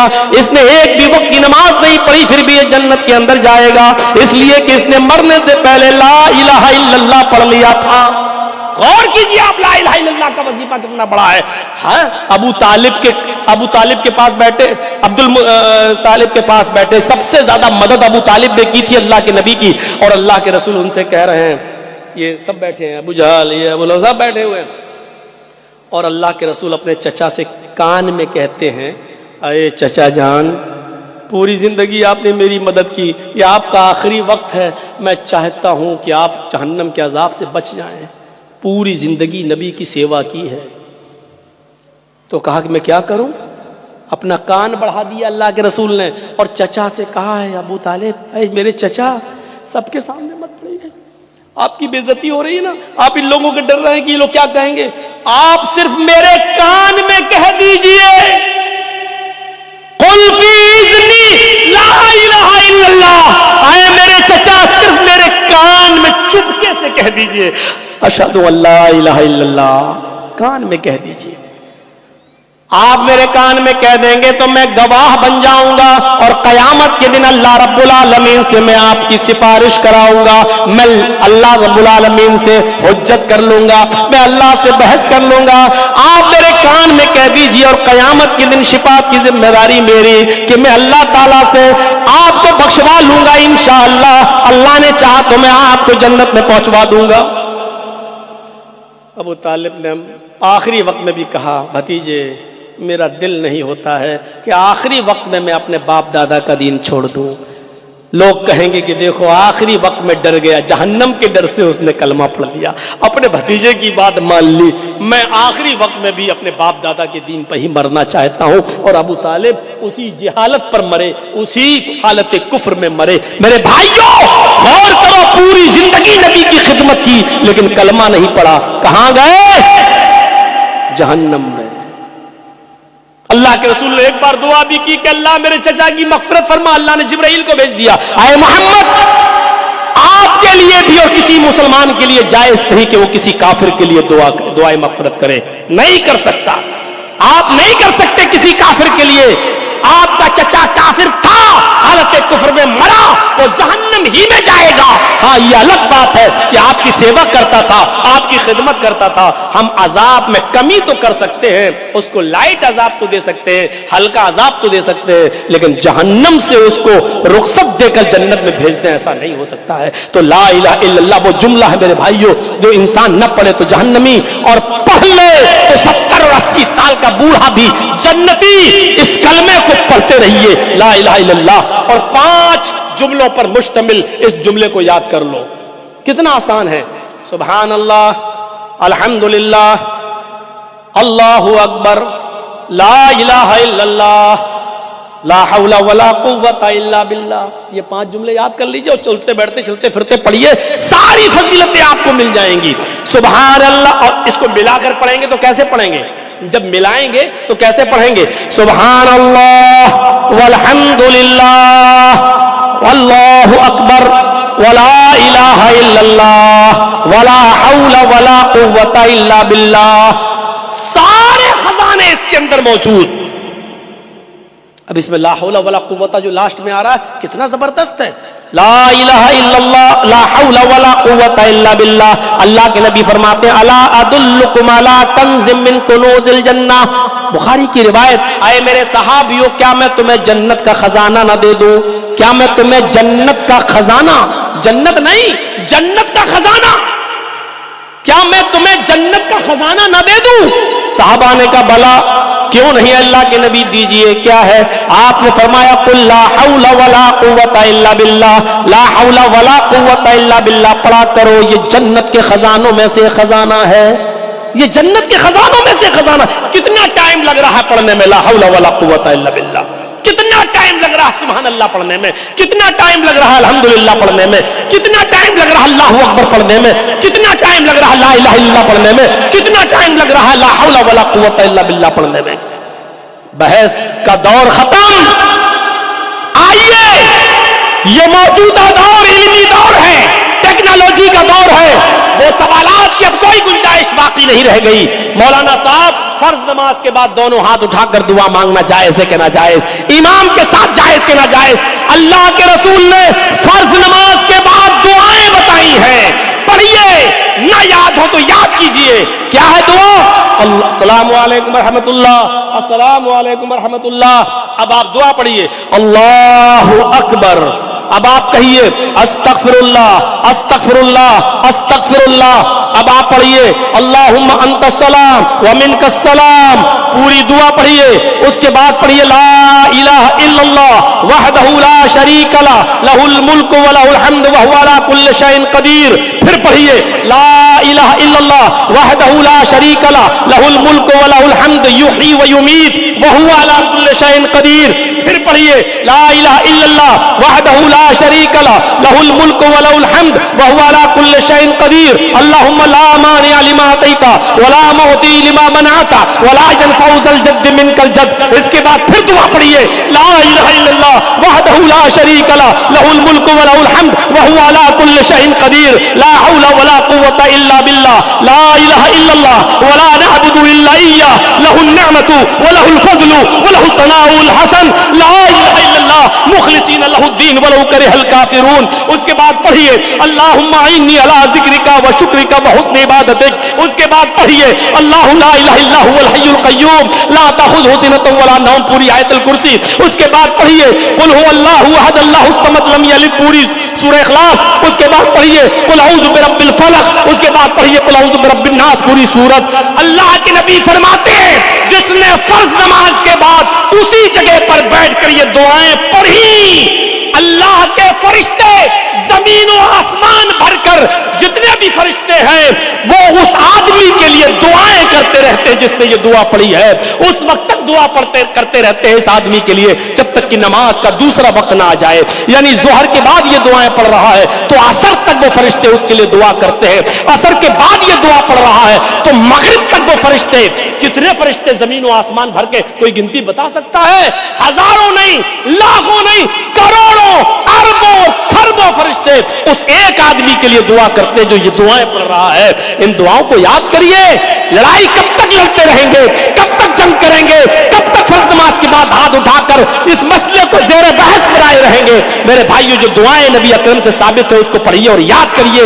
یہ وظیفے بتائے ہیں. اللہ کے نبی نے فرمایا من قرأ آیت الکرسی بعد صلاۃ المکتوبہ لم یمنعہ الا الموت. جو آدم من دخول الجنہ لم یمنعہ من دخول الجنہ الا الموت. اللہ کے نبی فرماتے جس نے فرض نماز کے بعد، ہر فرض نماز کے بعد آیت الکرسی پڑھ لی، ایک بار آیت الکرسی پڑھی، ایسے شخص کو جنت میں جانے سے صرف موت روک رہی ہے. لم یمنعہ من دخول الجنہ الا الموت. اس کو جنت میں جانے سے صرف موت روک رہی ہے. ان دعاؤں کو یاد کرو، ان وظیفوں کو یاد کرو تو ولا ذکر اللہ اکبر. اللہ کا ذکر بہت بڑی چیز ہے. اللہ کے ان اذکار کو یاد کرو. اٹھتے بیٹھتے چلتے پھرتے جاگتے سوتے آپ پڑھیے. بستر پہ لیٹنے جائیں تو پڑھیے اے سبحان اللہ الحمدللہ اللہ اکبر 33 بار سبحان اللہ پڑھیے، 33 بار الحمدللہ پڑھیے، 33 بار اللہ اکبر پڑھیے اور آخر میں لا الہ الا اللہ وحدہ لا شریک لہ لہ الملک و لہ الحمد وہو علی کل شیء قدیر پڑھیے. حضرت فاطمہ آئی کہ اللہ کے رسول چکی چلاتے چلاتے ہاتھوں میں چھالے پڑ گئے، مشکیزہ پانی کا اٹھا اٹھا کر کمر میں درد ہو گیا. جو خادم، جو غلام جنگ سے آئے ہیں آپ کے پاس، ان میں سے ایک خادم مجھے دے دو، ایک غلام مجھے دے دو، میرے گھر کا کام کرتا رہے گا. اللہ کے نبی نے فرمایا فاطمہ کیا میں تمہیں اس سے بھی بہتر چیز نہ دے دوں جو تمہاری تھکان کو مٹا دے؟ فرمایا کیا؟ فرمایا فاطمہ جب بستر پہ جایا کرو تو 33 بار سبحان اللہ، 33 بار الحمدللہ اور 34 بار اللہ اکبر پڑھ لیا کرو. یہ تمہارے لیے غلام سے زیادہ بہتر ہوگا. ان وظیفوں کو کون پڑھے گا؟ میرے بھائیوں، اپنے بچوں کو بھی تربیت دیجیے، آپ بھی ان وظیفوں کو پڑھیے. یہ میری 4 چیزوں کی وضاحت پر مختصر سی تقریر، انشاءاللہ تفصیلی تقریر کل آپ کے سامنے ہوگی. 11:15 بج چکے ہیں. ہم اللہ سے دعا کرتے ہیں کہ الہ العالمین ہمیں قرآن کی تلاوت کرنے کی توفیق عطا فرما. اے اللہ ہمیں نماز کو قائم کرنے کی توفیق عطا فرما. اے اللہ نماز کے ذریعے ہمیں بے شرمی و بے حیائی کے کاموں سے بچنے کی توفیق عطا فرما اور ہمیں ذکر و اذکار سے ہماری زبان کو تر رکھنے کی ہمیں توفیق عطا فرما. جب تک تو ہمیں زندہ رکھ، اسلام پہ زندہ رکھنا، اور جب ہمارا خاتمہ ہو تو ایمان پر خاتمہ فرمانا. وما علینا الا البلاغ المبین وآخر دعوانا ان الحمد للہ رب العالمین. السلام علیکم ورحمۃ اللہ وبرکاتہ.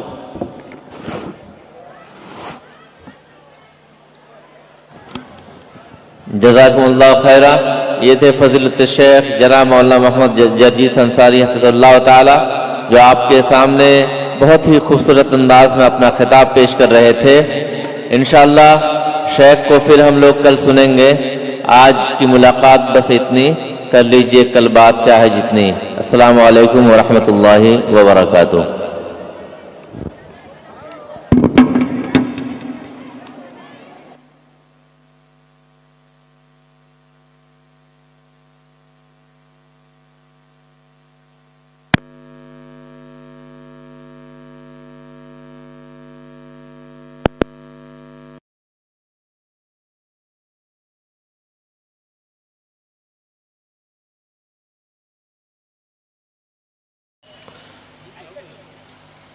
ڈاکٹر فرید احمد سلفی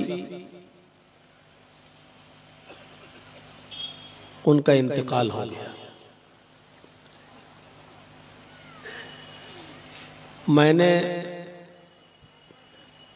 ان کی بیماری کو قریب سے دیکھا. شرک کریں گے تو آپ کے عمل بھی برباد ہو جائیں گے. لا یحبطن عملک، آپ کے عمل بھی رائگاں ہو جائیں گے. لا ان اشرکت لا یحبطن عملک، اگر آپ شرک کریں گے تو آپ کے عملوں کو بھی برباد کر دیا جائے گا، آپ کے عمل بھی مٹ جائیں گے. لتکونن من الخاسرین، اور آپ بھی نقصان اٹھانے والے